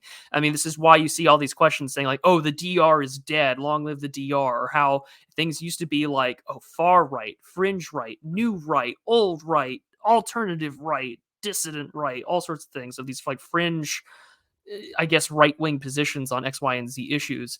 And because our sense of time and history is so warped, I mean, this is why, people make fun of like what they would call old heads or old troons on Twitter. But those people are actually really important because they're the ones who have any semblance of history of what time was like back then. And for instance, I had the chance to find, and someone had posted it on Twitter through the Internet Archive, uh, the old archived web pages of Thermidor magazine, and they had one. I know, and they had a talk, and they had the host of the Thermidor magazine podcast in Campbot literally talk about the immediate aftermath of what happened in Charlottesville in 2017, and to listen to them talk about these issues, and to listen to them talk about optics or appearances and how the media is going to like take advantage of you. And again, to refer back to the Psalter, you know, or not. No, it wasn't in the Psalter. It's in Yeah, I think it's in Ecclesiastes. Nothing new is under the sun. What has been shall be. There's nothing new under the sun, and it's like, and that's also true in the sense that it also sort of illustrates how we're still dealing with old issues in the 21st century. Um, One of the things that came up on my YouTube feed, because I like Norm Macdonald. A lot of people do. I think he's a funny guy. God rest his Ah, soul. Yeah, ah, and what? Yeah, and but I started getting clips from old late night television shows. And so the Johnny Carson show has a YouTube channel with all these clips and archives of episodes. And so it has a Johnny Carson episode interviewing Ronald Reagan from 1976. And I said, okay, let's listen to it. And I listened to it, and I'm listening to Ronald Reagan talk about the size of government, uh, the balancing between states' rights. How do we deal with the rising Soviet Union in terms of military power in the world stage? But also how we need to decrease the size of government because there are too many people that work inside for the government that will work against anyone running for office who becomes president, but also because those voter bases are now getting so big that if you were to try and do anything to reform the government, they will always shut you down at every turn. So what I'm hearing is foreign policy, civil rights ramifications, immigration, military foreign policy, and the administrative state. And I'm like, wow, nothing has changed in like yeah. 60 years. Well, And that that's a goes back to that Jim crazy thing. Hogan book where it's like the counterculture of the 60s, like how like it's almost line for line, beat for beat, what we've been going through over the past like 5 to 10 years. And then you're like, oh, we've done this before. Then what happened? And then, but you're not even aware that that happened. Everyone thinks their thing is this is the first time I we was push back. reading exactly. I was reading Bob Whitaker's The New Right papers, and uh, I don't know how many people know who Bob Whitaker is, besides being close friends with Sam Francis and quite a few others. I mean, people who were like pro-white and do the whole anti-white stuff, like the no white guilt guys and all that. Anyone who's been sort of advocating that there's a distinct ideological, biological, and systematic hatred of like white Europeans or ethnic or European descended peoples in the West. Bob Whitaker is a big part of that. I mean, he's got his own lovely little hate list thing on the ADL and the SPLC, but in this book, he was talking about all these people that helped get Reagan elected, this new right coalition after years of Democrat control. And one of the things that he was talking about was the use of mailers, direct mailers. And he's like, yeah, we bypassed the media by just mailing to these people, tens of thousands of people, so they got a hold of the real facts and the real issues. And it immediately made me think of Nick Land in his Xenosis essays, where he's talking about disintermediation is inherently a bad thing for the cathedral, and because it bypasses their forms of standard control. And even then, right, you're like, damn, we've been doing like the same things with different technologies for a very long time. So it really does reiterate that maybe we haven't adapted to the system fully. I think maybe the closest adaptation, or maybe rejigging it to make it work for the 21st century, was 2016, and making it work with like the whole Twitter and Trump movement and the MAGA stuff on Reddit and so on. And that's why everyone is chasing the high of 2016, because everyone could viscerally jack themselves in neuromancer style and be part of the quote unquote Which is movement. also why we're literally reliving that entire thing right now. Again, Yes. almost line for line. I'm like, I'm seeing them talk about Trump the exact same way as the first time he was running. I'm like, I've seen this before. This entire thing, I've seen it, right? Am I wrong? Like, this is Trump beat the guy. He beat the guy he wasn't supposed to beat. DeSantis dropped out. Who could have seen it? I'm like, well, I mean, we kind of saw it before. I think with DeSantis as well. Right? Like, okay, we're doing Trump again, I guess. You know, you had mentioned, and I know you just talked about that with Oren McIntyre, so we don't need to go down the whole Trump thing, but there's a lot you talked about right there. I just want to just put a pin in a couple of things. And this could be a way we lead into empire and communications. I don't know how long you have to talk, but I know we can cover a lot of stuff very quickly. Um, I want to point out, thank you very much for mentioning McLuhan is a Catholic. However, I will point out that if he was a real Catholic, he wouldn't have quoted the Bible. He wouldn't even be reading the Bible. But uh, contrary to popular belief, those high church tradition types, they read the Bible quite often. yeah, but Um, you mentioned also Seraphim Rose, who we covered on our show before, and time is shorter than you think. There's something very interesting that occurred with the advent of Christianity, but also the Western mind that broke us out of the idea of cyclical time, which is a more ancient view of time, and that's what makes Christianity so distinct compared to a lot of the more ancient myths. It's that it creates linear time. The death and resurrection of Christ was a one-time event. It's not a cyclical thing that keeps happening, and it's not so far back in history that's in the ether. Here's the specific date it happened. There's a before that and an after that. And so in the Western mind, we've always had a very, I would say, historically unique conceptualization of the end. And that's not to say only Christians conceptualize that, because the Vikings also had Ragnarok, of course. And there's other cultures that had a sort of a concept of the end times, of course. But within the Western mind, we always have like the ultimate final demise that doesn't restart once again. It's not like the Bhagavad, it's not the Kali Yuga, the Yuga cycle or anything like that. There can be a final end, and that's why we don't believe in reincarnation and things like that.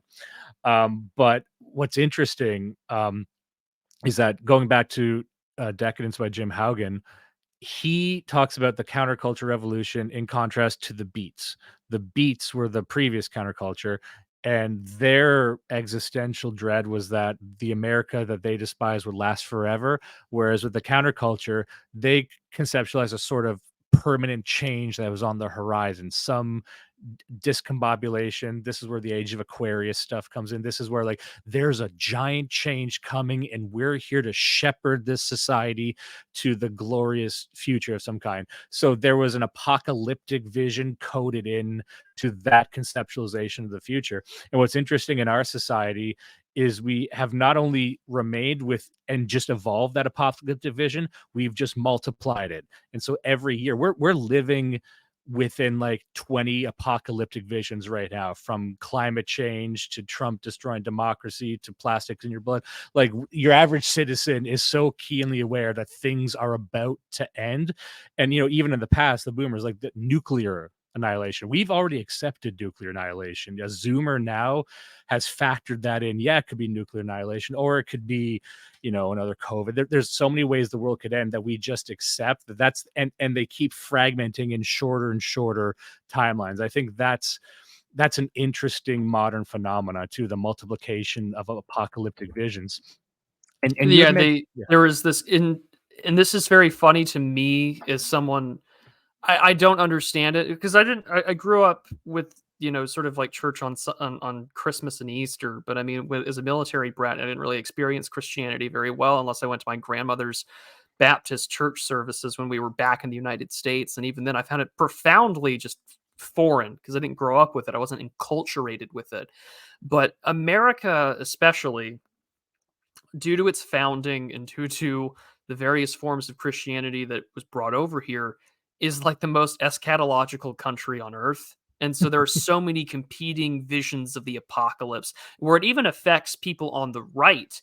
Charles Haywood is an excellent example of this, where he has the essay about the regime fragility, and everyone's got their timeline for collapse. And it reminds me of like the Millerites and the Seventh day Adventists about when the world is going to end. And of course, you have even non-Christian ideas of the apocalypse, like Heaven's Gate, or so on and so forth, and with technology too, the Heaven's Gate website, etc. Have fun with that YouTube algorithm and looking for shit to put a Wikipedia debunking note underneath my video. But I bring that up because to me it's so interesting because when I hear those portions of the gospel being read in church or I read them, everyone sort of skips out on the parable of the servants, where they're talking about when the servant's going to come back. The master wants to see you working. That Christ can Mhm. come back like a thief in the night, as it's said, and we don't know when he's going to come back. To refer back to the Psalter, right? 1,000 years is yesterday as a wash in the night, and you don't know when he's going to come back. And when people say, "Oh, there's rumors of wars and there will be wars," what does Jesus say right afterwards? That is not the end. And Yeah. I just it's frustrating to me because it's just like, listen, when that stuff hits the fan, you're gonna know it. Trust me, any preliminary reading of Revelation from John is going to tell you real quick. You know it when it's coming, so don't worry about it. And you're told explicitly as Christians, therefore, do not worry about tomorrow. Tomorrow will worry unto itself. Sufficient is the day as its own evil. But because of how, for a variety of reasons, on how Christianity has its issue, it does have its issues, but also it's these different interpretations. Like America, because of its very Protestant nature, is very eschatological. Even our like atheist libtards are so focused on like their own versions of Revelation. Like you had said, there's climate change, there's population collapse, there's the deforestation, there's industrial farming, there's microplastics in the balls, right? And I had this conversation, and I said this to Meta Prime. I recorded a show with him. I said, listen, the guy that invents the technology that gets the microplastics out of the testicles of every American man is king. Like whoever, Yeah. that guy's gonna make a ton of money and he's gonna be really rich, and people are gonna like kiss the ground he walks on. But that's a whole other side note.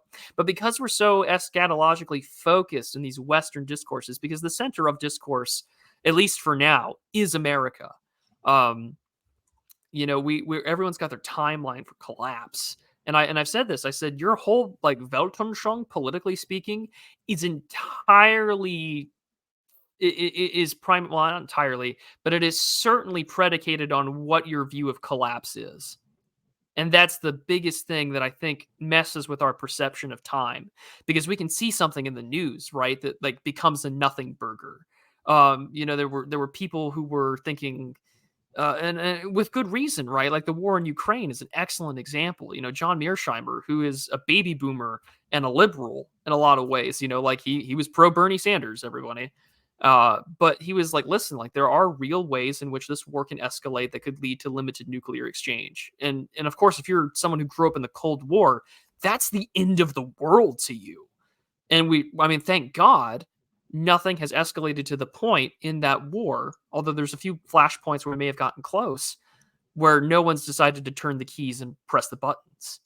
But those sort of framings for apocalypse added on to our bias in time of communication radically alters our ability, I think, to act as good political actors or even rational actors. How can you be rational if you think that the world is ending, or that you've got to be prepping and doing more, or that we're going to do X, Y, and Z? Like we don't know. And so it's, I think, very hard in these digital spaces to navigate and to listen to people. Often, like I listen to people like Future Conflict or Gray Zone Intelligence and stuff like that, because I think that those guys are right. Like the Brazilification of America is happening right before my eyes, so I should Yeah. heed their words. Whereas others are, in La La Land in some respect, they're in their own version of Digital Elysium, where we're going to effectively accelerate and we're going to build the rockets that leave you swarthoids behind. And it's like, better hurry, like good luck, before before the American government sues Elon Musk Yeah. again for not being diverse enough. You mentioned something funny there about the Ukraine war, and I know you, like me, are very, very friendly to the neo-realist school of geopolitics. One thing I noticed is every single person I listened to called the Ukraine war wrong. Like I didn't hear a correct prediction for years, but people are saying Russia's going to win in a couple weeks or Ukraine's going to win in a couple weeks. Everyone was fucking wrong on our side, and no one has analyzed why that might is. Everyone just keeps cranking out the takes. And you had mentioned something, a reason there is because, and this is where we might get into the book we mentioned first, but we haven't even really gotten to yet, which is Harold Innis's either of his books, but one of them that I reviewed was Empire and Communications. And you talked about the dissident right and the way we communicate, or the alt right, or this sort of decentralized right we have right now. I say dissident right because that's the most accepted term, but it also kind of imprisons us on the fringes. I don't know if that's on purpose, but it kind of works in our favor. I think people like to identify as being the outsider because we have an innately, we don't want to be normies, right? There's this, it's that tribalization aspect Yeah. as well. But go I on. always say if you're on the dissident right, you have to ask, do I want to permanently be a dissident? Do I permanently want to be on the fringe of society? A lot of people would say no. A lot of people are just here temporarily embarrassed leaders who think that they can, achieve status by the levers of power eventually. There's a lot of exiled academics in the space that think they're going to be let back in eventually. But then my argument is that there is a case to be made that people could permanently want to exist on the fringes and not gain that status. Now, the reason is going to Innes's Empire and Communications. He talks about the relationship between communication methods and how empire functions. And the way I explain this is for anyone who listens to the Prudentialist, or especially anyone who listens to you on Orrin McIntyre's show, you're probably familiar with the concept of elite theory. You're probably familiar with the concept of the managerial state. So when I draw a schematic of what this looks like or spatialize it, I'm like, okay, you got your center of power at the middle. That's the administrative state. Then you got the next concentric circle around that, which is sort of the intermediate powers. These might be administrators, but that's historically the priest class. This is the whole middle area of power, the press and things like that. And then on the periphery, it's the people. And there was always a conflict between the periphery and the center. In every civilization or any advanced state, you're always going to have this. That's just the form it takes. It's not going to be so evenly split like the way I'm painting it right now, but there are these zones of influence. And what he was saying, going back to Samaria, going back to Egypt, going back to ancient Greece, what he found was that there's two types of communication. There's communication that is optimized for time and communication that's optimized for space. And this is reflected in the media. So going back to the advent of papyrus, you have before, there was the oral cultures before that, then there was literate culture. So this is usually, we're talking about literate cultures. Like the centers of power, they loved carving, they loved statues, they loved, writing, etching things in stone. But on the periphery, the people, where all this spontaneous stuff was happening, they preferred media that was not optimized for time. So optimized for time means it'll last a long time. You write things down in ways that have permanence, whereas the people, they communicate in a way that can spread over a long distance, and it degrades faster, but it's a bit more fluid and a bit more electric. So that's why they would communicate in papyrus and or paper. Papyrus later, and then paper.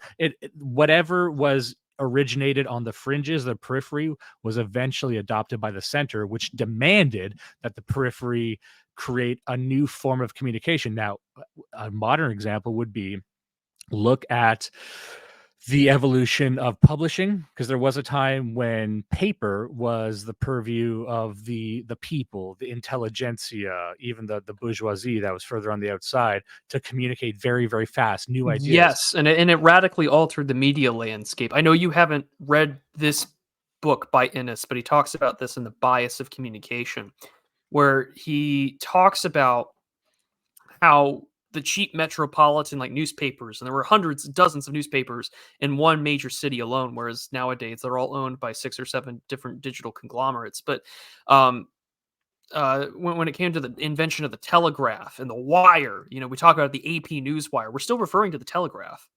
But he says, quote, "The cheap metropolitan press took full advantage of the invention and extension of the telegraph. A rapid, prompt supply of news was available, and accurate information was provided to meet the demands of the stock and produce exchanges." Greeley said, Horace Greeley, that the telegraphic dispatch is the great point, and the editorials have less influence than in England. The telegraph compelled newspapers to pool their efforts into collecting and transmitting news. A cooperative service was worked out in 1848 between the Courier, the Inquirer, Tribune, Sun, Herald, Express, Journal of Commerce, which became the basis as we know it today as the Associated Press. The news was sold to the Philadelphia Public Ledger and to the Baltimore Sun, and additional subscribers lowered the cost of operation to New York readers. The extension of the telegraph and an increase of news accentuated the demand for faster presses, the prerequisite of large sales at low prices. In 1852, the New York Tribune installed a 6-cylinder press with a capacity of 15,000 sheets per hour. Other plants installed presses up to 10 cylinders with capacities of 25,000 sheets, but the number of presses meant costs of duplication and setting up the type and loss of time. Papers with the largest circulation were compelled to start earlier, omit the latest news, to lose the earliest sales, and to suffer in out of town circulation. End quote. Now, how does that not just totally apply if we put that in the digital sense where we are now? Faster, faster, faster, to where Yeah, now things and are disintermediated. And now we're that's dealing with exactly it. so now it's not just this. And to go back to Innes and his book about empire and control, this is about space biased communication. So let me quickly tell people what that means. You have two types of forms of biases in communication. You have space biased and time biased forms of communication, and this is in the biased communication, but it's also in empire communications. So time biased media includes clay or stone tablets, manuscripts, papyrus or parchment, and oral sources and oral traditions. These are intended to carry stories and messages that last for many generations, but reach limited audiences, which is why I think you have such an interest in the written word, trying to reclaim that because there is sort of an ethnic bias or a just an in-group preference that might Yeah, exist for and a those time periods. desire for, like, legacy. We wanna make things that Yes, last a long time. that's why everyone wants to publish a book. Yeah, it seems Like, more real to us. and I'm just as biased of this. I will wholly admit that I think that's why I still buy physical media, but also because censorship reasons. But anyways, that's what those are. And then there's space bias communications. This is more modern media, radio, television, mass circulation of newspapers, and the telegraph that convey information to many people over long distances, short exposure times. Time biased media favors stability, community, tradition, and religion, but space biased media can facilitate rapid change, materialism, secularism, and empire. And he says this in Empire Communications, quote, the concepts of time and space reflect the significance of media to civilization. Media that emphasize time are those durable in character, such as parchment, clay, and stone. The heavy materials are suited to the development of architecture and sculpture. Media that emphasize space are apt to be less durable and light in character, such as papyrus and paper. The latter are suited to wide areas of administration and trade. The conquest of Egypt by Rome gave access to supplies of papyrus, which became the basis of a large administrative empire.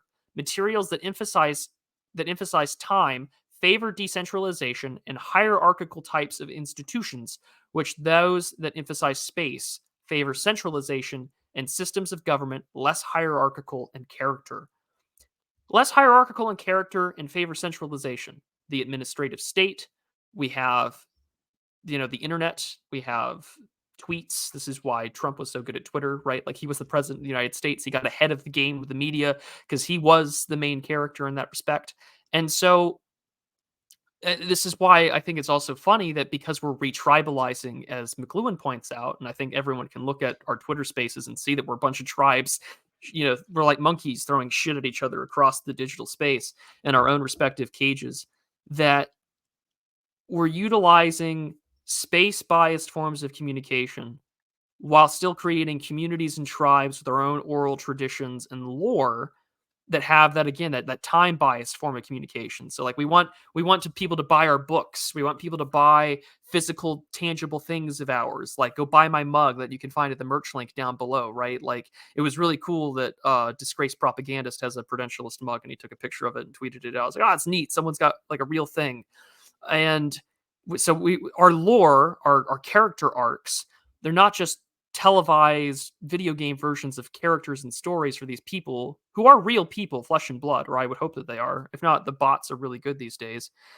But instead, they are trying to be tribal and have an oral tradition that can be conveyed in their videos and who they are and their content. But they're utilizing a form of communication that tries to get rid of hierarchy. It's very centralized.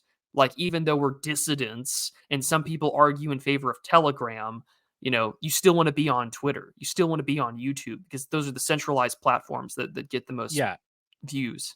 and that's where the interesting stuff has happened, and something that kinda gets lost in these discussions is, while there's communication bias towards time and space, you kinda need both for an effective empire civilization, and there's a quote here from Empire Communications, since we're doing quotes, it says, Sorry.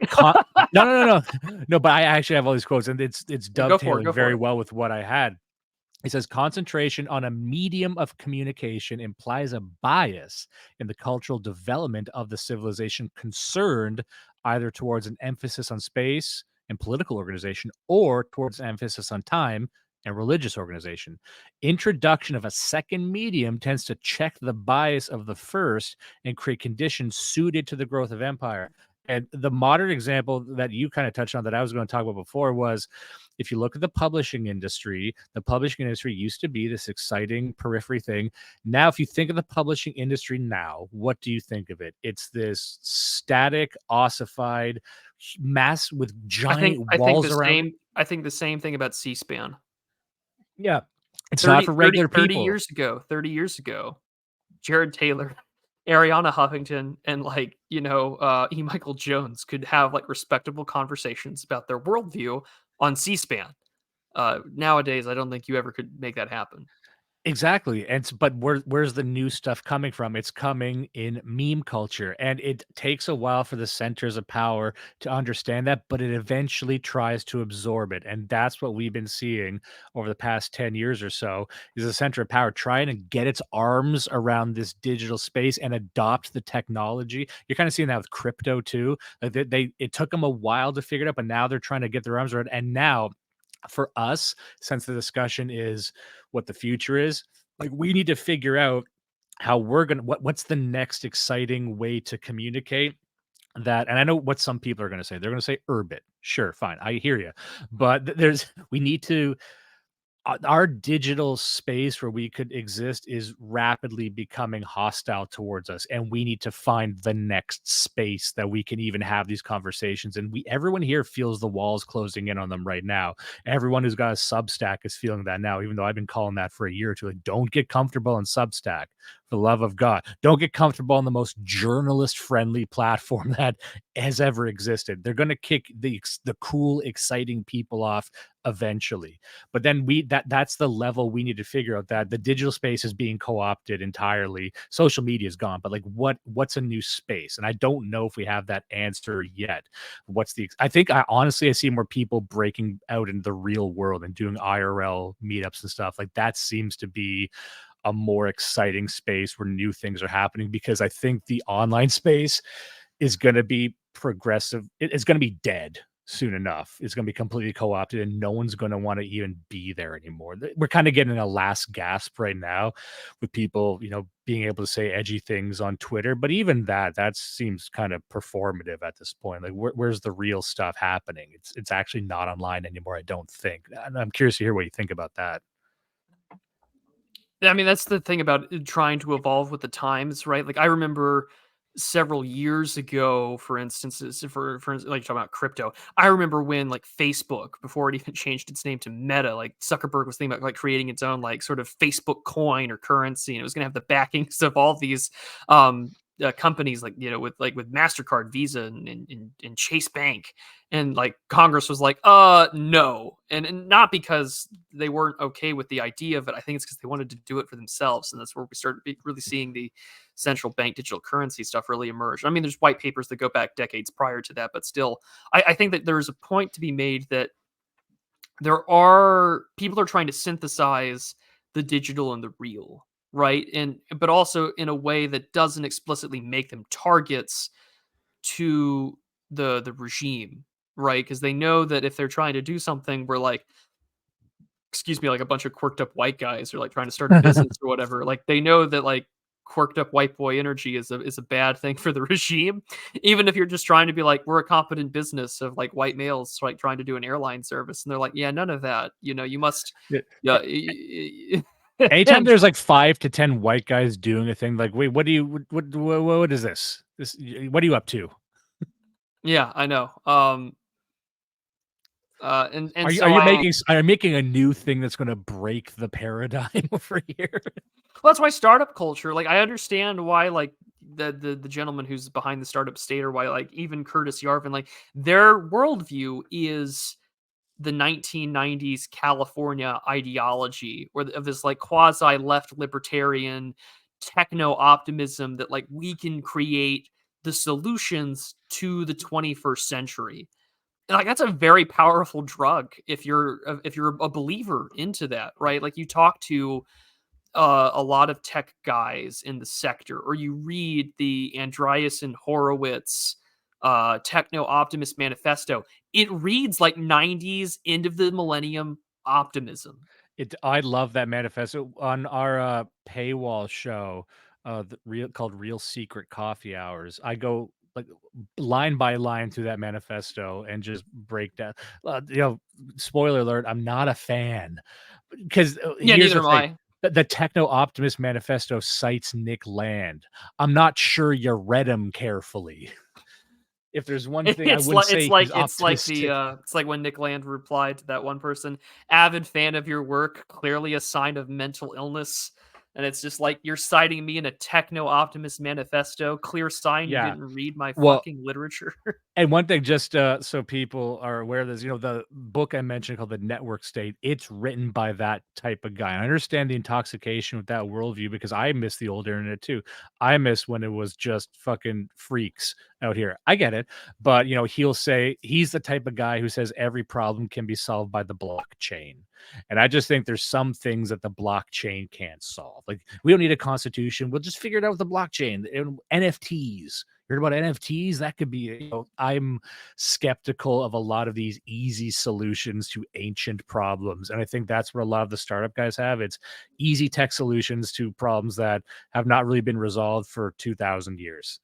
But like, I kind of see there is kind of a quirky excitement. And, like a lot of people don't like Yarvin. I actually do, even though I vehemently disagree with him on certain things. I'm like, if I see him on the Tim Dillon show, that's worlds colliding for me. That's an exciting fucking get, like I'll listen to him talk. I'll listen to a I lot of like these how guys Curtis talk. just takes any podcast interview.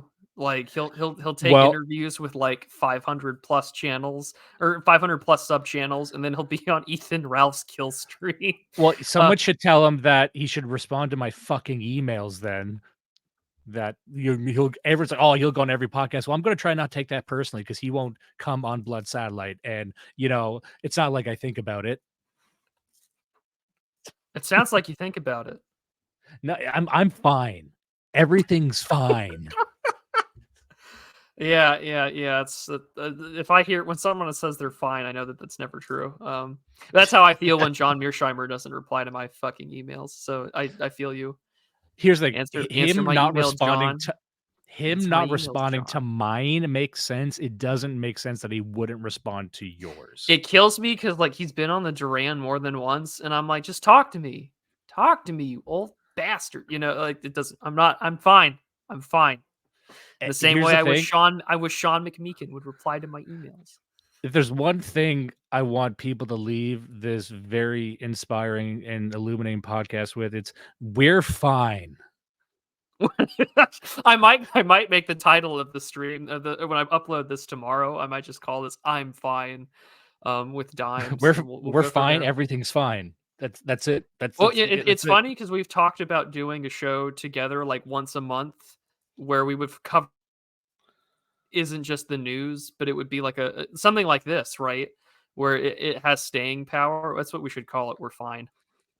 That is, and one of the things I wanted to prove because I wanted to prove that I can clean up well because the last time we met, it was 6 hours on a very contentious topic. And I want to be like, I am able to talk about things without bringing. I don't even want to mention it here. I don't want to get you in trouble for mentioning it here, but it's an Odyssey exclusive. It's an Odyssey exclusive talking about the relationship between two ethnic minorities in the United States. You can go find it on Odyssey. Dimes and I read a very fascinating book called What Went Wrong by a gentleman named Murray Friedman. I will link those in the description if you are also interested. And you've made it this far into our talk, but maybe to move things back towards the Empire direction with Harold Innis, and maybe this could be a good way to wrap up our discussion. I think is that we are in this weird sort of impure. We live under an empire, and I wish that both parties would admit that we live under an empire. And I don't mean to like say that in the sort of like third world anti-imperialist sense. It's just that after reading William Appleman Williams, and everyone should, and I've got like 2 or 3 streams on Williams with like George Bagby and reviewing his books by myself that you should listen to. And he'll tell you like America has been fundamentally an empire since the beginning. And the physical frontier of empire, when the frontier closed in America with Frederick Jackson Turner's thesis, that was so important to like the Americanization of the world that then we just looked outward, and then we started doing a lot of our uh our colonialism in, say, like the Caribbean, or in Latin and Central America, or in East Asia, right? The open door policy, expanding and keeping the door open to China and the Boxer Rebellion, yada yada yada.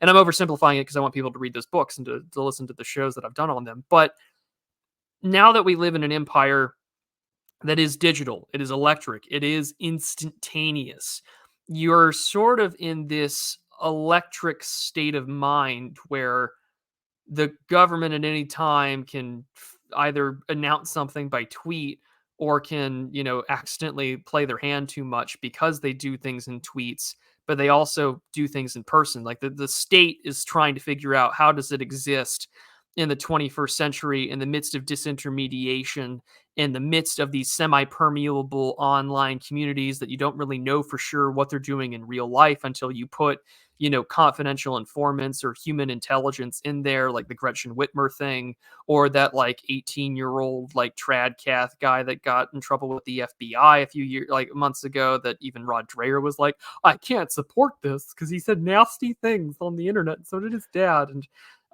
It's a this good isn't the Rod first. Dreher impression. Well, I just think he's a.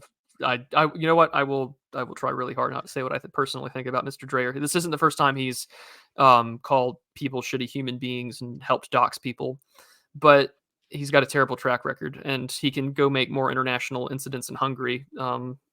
He's not my problem. That's up to God. But anyways, That's a guy who's hungry for a certain type of appendage, if you catch my drift.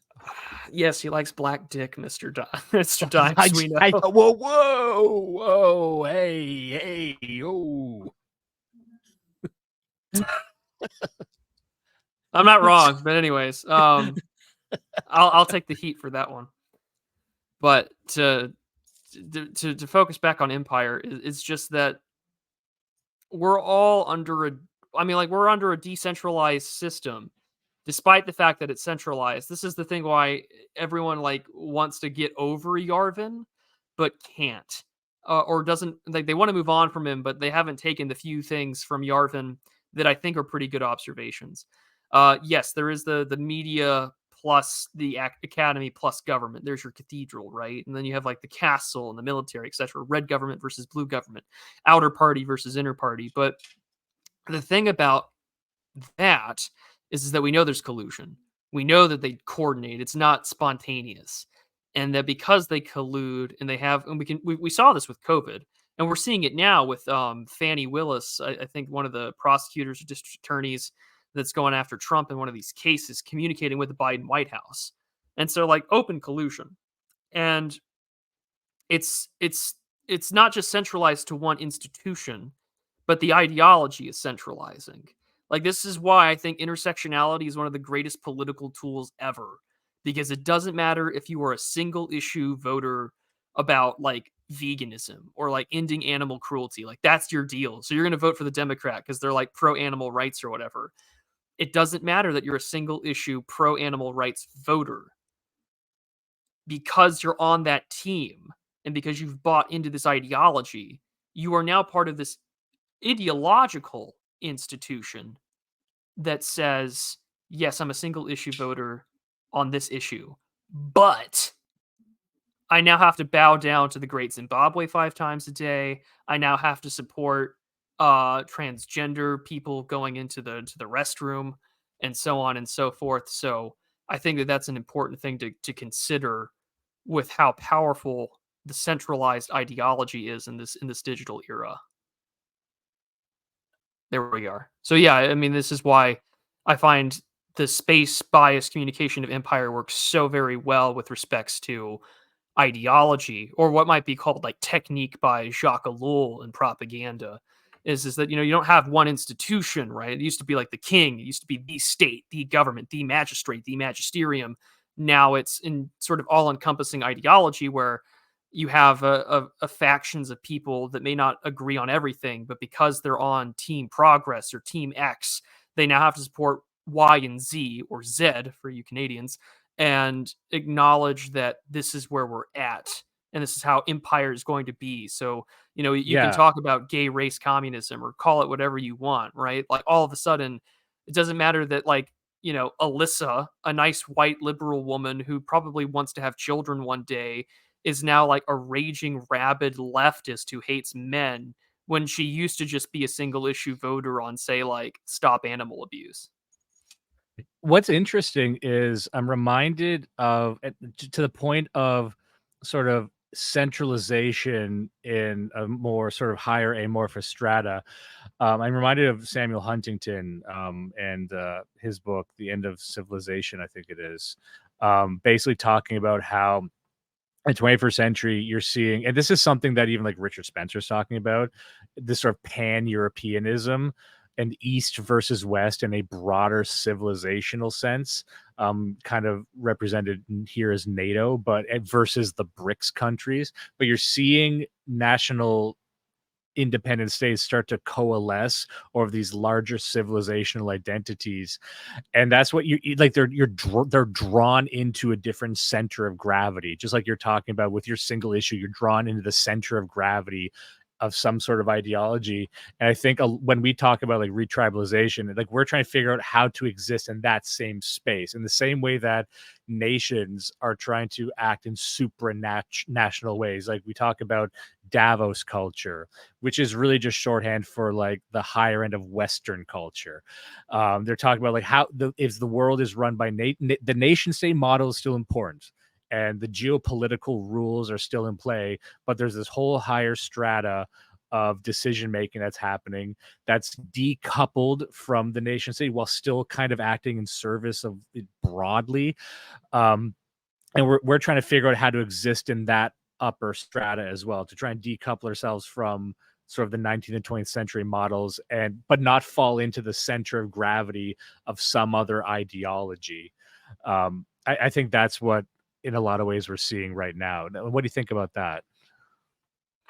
I think that there's a lot of truth to that. I mean, well, yes, in the sense that I'm thinking of Samuel P. Huntington's Clash of Civilizations. Clash of Civil, that's what it is. Wrong Okay, title, okay. my bad. Right, that's what I was thinking of as you were talking about. I'm like, this sounds like Huntington's thesis back in '96. And I don't love hunting, and I just find myself returning to that book more than I thought I would. I don't agree with everything in the book, but I do see something these massive conglomerations that are kind of fueled by diaspora cultures, extending out. Well, And that's the globalization part, right? With the immigration too. I mean, this was something that there's like a 19, I want to say 77, 72 interview that Marshall McLuhan did, and he was talking. It's the broadcaster, and I cite it in one of my recent essays. I think it's the one about the Ireland protests. The medium is the weapon. Marshall McLuhan's War is what it's called.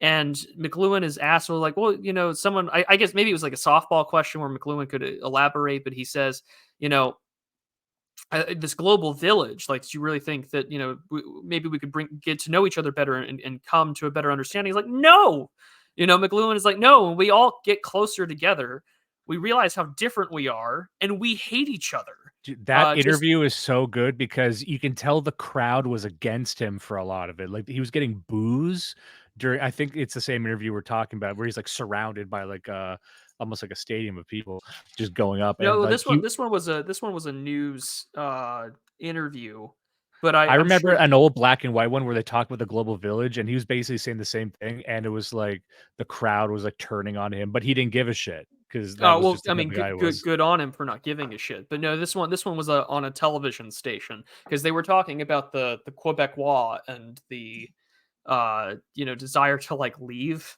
or at least have their own sort of separatist movement and such. But I found that so fascinating because he's talking about this back in, of course, the late '70s, maybe early '80s, before he died, and it was like phenomenal to hear because it's just like, well, this is why like Twitter can be really interesting, right? Like everyone remembers the "you know it smell crazy" in their tweet, where Black Twitter and Indian Twitter had a digital race war and the Indians won. In part because every like 30 seconds or 90 seconds, an Indian logs into the internet for the first time, but also because there's just more Indians than there are Black people on Black Twitter. But Yeah. it's that this happens like every couple of months, right? Where we're like, oh, yeah, it turns out we all really don't like each other and we're all part of this. The global village isn't the global village. It's like the global uh as some people have described it, and I kind of like this way of describing it as well, is that Twitter and those kinds of social media is a giant clout based PvP server where instead of like, the winner chicken dinner like it's Fortnite, you're you're here to, ratio the other race, the other tribe, and so on. And so yeah, now there's this fight for identity, which can be achieved through violence, but because our systems are gamified, that kind of quote unquote violence is digitized. It's about ratios. It's about getting someone to lock their account. It's about doxing them, which can then lead to actual violence, of course, and swatting them and so on and getting these people killed. So like but because we're so far removed from actually like choking each other out in the streets or like beating each other with lead pipes or firing weapons at each other, we feel this sense of distance in our warfare because it is in these like gamified digital realms. And so yeah, like these civilizations will emerge, right? Like, but also the real world civilizations emerge too, with like the third world notion of like based and trad China, but also in the real world, geopolitically speaking, this stuff was also being leveraged by like the Soviet Union against the United States when it came to like civil rights or the treatment of blacks, et cetera, et cetera. And even now in the 21st century, because this new technology of the internet and social media and so on is still being used effectively against the state, that it doesn't matter what Ben Shapiro tweets out. Jackson Hinkle, who I'm not a fan of, can do like the whole like alert alarm emoji and then say whatever the hell he wants, which can be probably bullshit or maybe it's true, who knows? And then like ratio Ben Shapiro every day. And it's just like this is kind of a weapon. And it wouldn't surprise me considering his like ex-wife or whatever is Russian, that maybe he was like a paid agent. I'm not going to make that accusation. I'm just saying it's a possibility that that could be the case. And again, you're seeing these civilizational entities utilizing deracinated, deterritorialized individuals to wage weird fifth generation warfare on the internet. I mean, this is what was the Yeah. Chinese talked about in unrestricted warfare. They're like, at a certain point, people are complicit in wars that they don't know that they're even enemy combatants of. And I mean, that Yeah. book is cool because they call George Soros a terrorist, which is true. But they also are pointing out the fact that there may come a point in time in the war, in the future, somewhere down the line, that it might be acceptable to assassinate like a Wall Street banker or a venture capitalist because they're, whether they know it or not, a combatant in a war against their country and their people. And Yeah. like that's where we're at now. Yeah, absolutely. And maybe we could even end on this. It seemed that war historically was fought between warriors, which then evolved to warriors can be lurking amongst the populace. That was asymmetrical warfare. And then the final evolution now is that every single individual is a warrior. And then there's this book we covered on the show is about neurotechnology. And it was a collection of essays written by academics and intellectuals who are affiliated in some sense with the government or the military. It was very, very straightforward. It was saying like there's neurotechnology, which means and neurotoxins, which are devices that can enhance or impede human cognitive abilities. So we're talking brain chips. We're also talking toxins. We're talking any form of technology that can boost, almost like a mentat from Dune. Can we make a human being into a computer for one specific task? And then realizing that the entire populations can be weaponized with this technology. So not to get all conspiratorial, but something like COVID, you don't need a weapon that kills a huge segment of the population like a nuke. You just need everyone there to get a little bit sicker. If everyone can get 3 to 10% worse at their job, it's actually way easier to take over or subvert that country. And once you start viewing it from that perspective, you realize, oh, every individual, it doesn't care how unplugged you want to be, is subject to the system. And that is where it connects with McLuhan when he talks about electricity. The extension of our nervous system puts us in contact with everyone simultaneously. And that's why something like this can happen. That's why you can have a thing like a psyop. You can have a cognitohazard. You can have a mind virus, because you, in a multitude of different ways, can be weaponized in the favor of whatever political center of gravity we're talking about right now. And like you, a great example was the Soviet Union, which you gave, but the Soviet Union is just one example. Imagine how worse it's got as we've talked about before. The centers of power have pulled in all these digital techniques and weaponized them. So that's maybe blackpilling. That's scary, but I think those are the questions and concerns we have as we make use of our deterritorialized space. We figure out what the next step is, which is really what we're talking about broadly right here. Like, where do we go from here? Well, we're involved in a war. You know, people are, oh, you're involved in a mind war. I'm like, yes, but really, with actual algorithms and toxins that can be introduced to make you literally smarter or dumber or more passive or whatever it might be. And we covered this on the show a long time ago about, like, this isn't an alien concept in the real world. If you look at governments, like, they love this because it means you don't have dead bodies. There's no limit to what scientists will develop if it means we can cure war. We can fight a war where nobody dies. There's people who put their entire lives behind that goal. That means hijacking your mind. That means giving you strange chemicals that might cause long-term problems. But you know what? It's not a nuke, and it doesn't involve women and children being burned in a pit. So it's worth it. So there's no limit that they will go to, there's no limit that they won't go to in the interest of not having dead babies. But that includes using your mind as some like fifth generational node in a larger weird fucking ideological war. And that's a weird way to end this conversation, but I think it's all connected.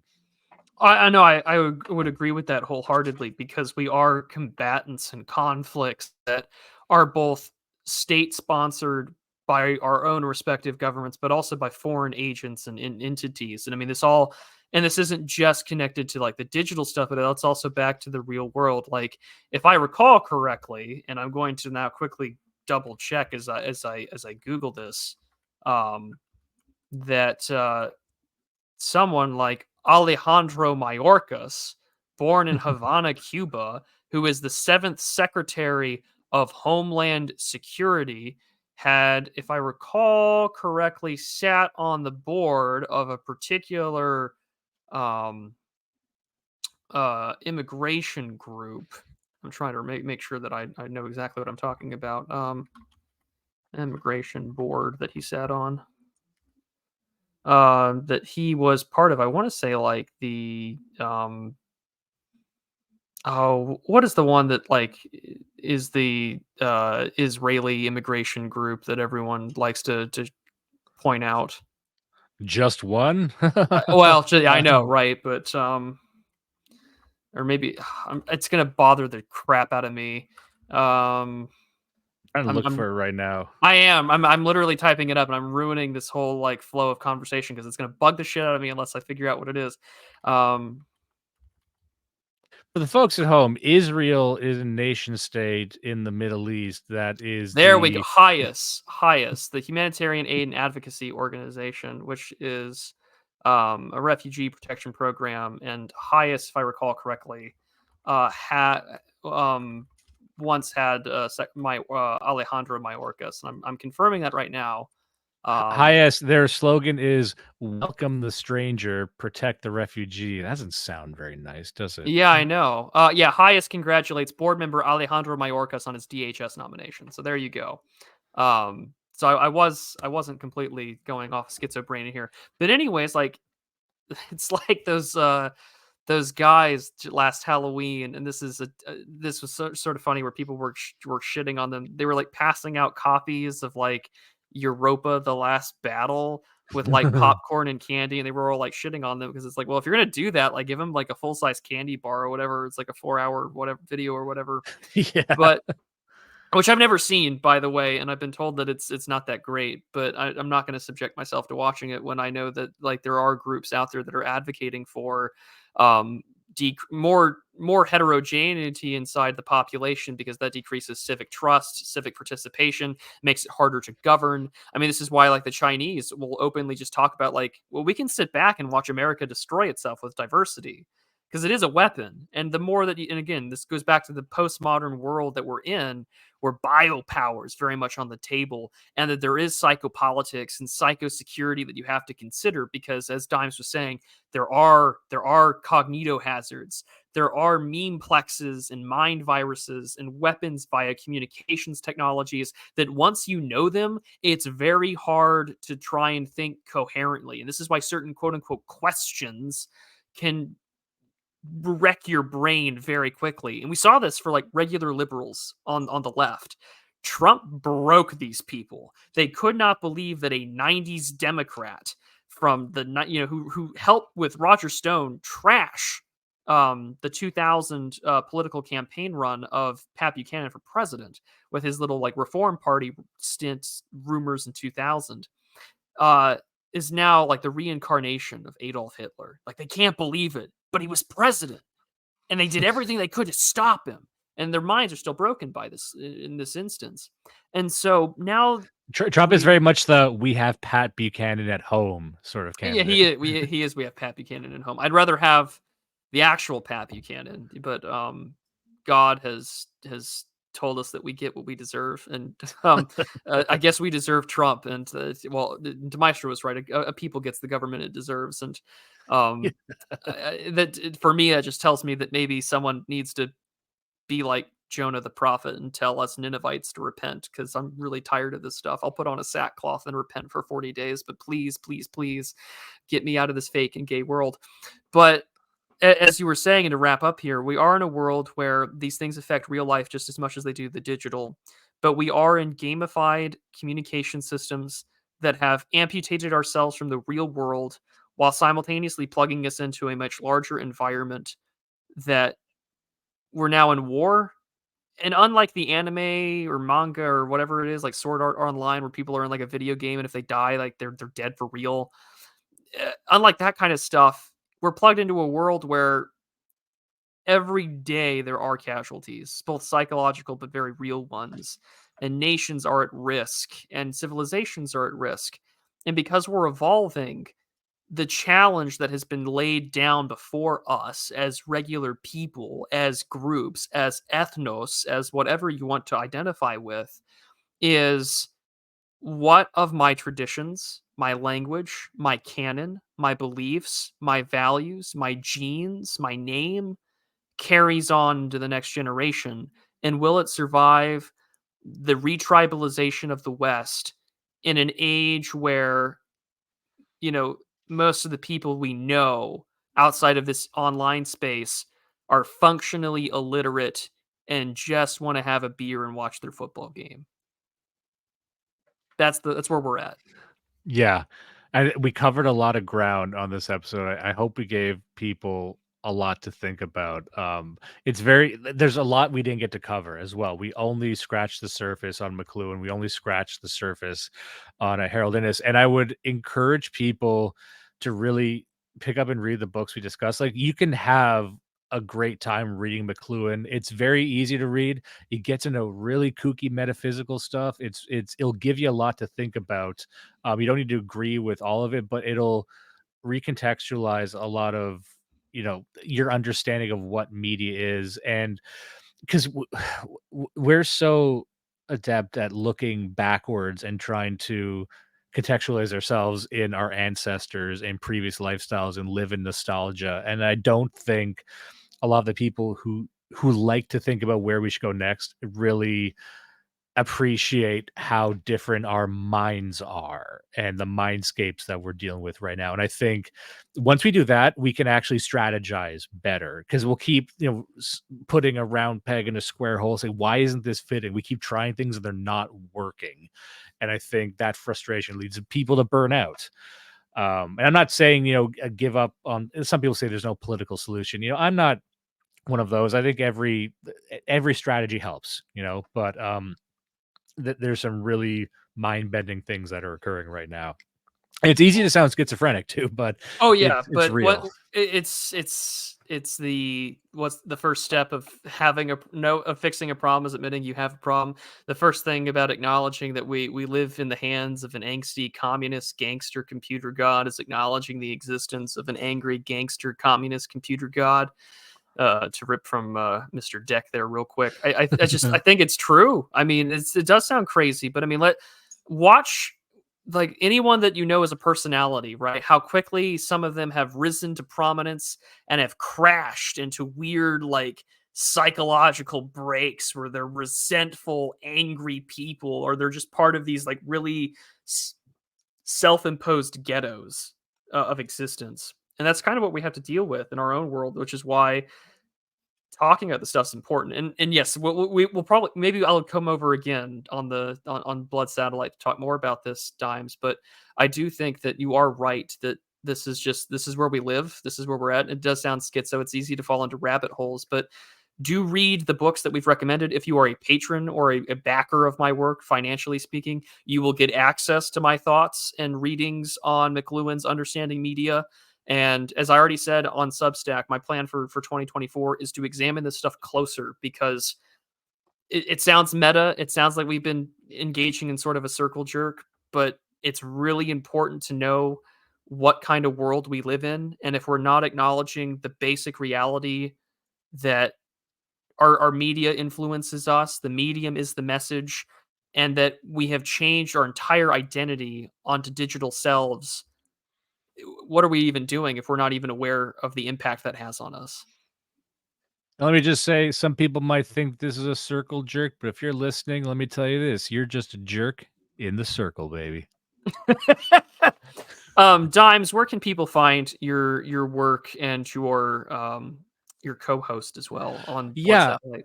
I'd say bloodsatellite.ca would be the main hub to find all the show related stuff. I also publish long form writing on a publication I run called the Vanguardist Journal. That's vanguardistjournal.com.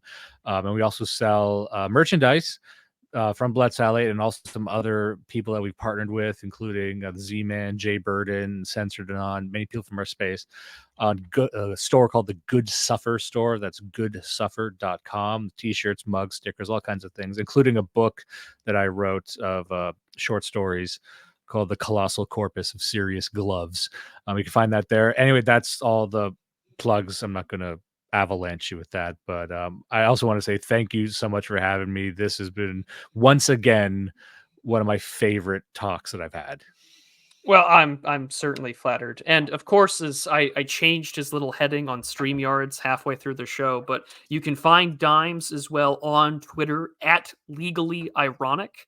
Be sure to give him a follow. He's always a fun guy to listen to as well on his own show. Their lovely links will be down below in the description. And if you want to, again, read more Marshall McLuhan, read more Harold Innis, we will be covering those things on the Prudentialist Patron Book Club. So if you tune in now, and $2 on Subscribestar, YouTube channel memberships, or Substack, you can get access to the 27th of January 2024 review and discussion of Marshall McLuhan's Understanding Media Second Edition. So with that, be sure to follow Dimes and our his wonderful friend Judas over on Blood Satellite. It's always funny when I see you two talk together. You always blab more than he does. I like to think that he's your alter ego sometimes, but It would be follow funny if the he was here the whole time too. That would be great. just like mouth taped over, is just watching as you just speak for both of you. But no, follow Blood Satellite, follow Dimes, follow Judas over there. They do great work. The Vanguardist Journal is a fun thing to read. He put out a really lengthy piece on geopolitics I really enjoyed. So Those links will be down below in the description. You can find me on all available podcast platforms if you don't want to see this on YouTube. And be sure to follow, like, subscribe, comment, all those wonderful things. And we will see you all next time. God bless, take care, and be prudent, everyone.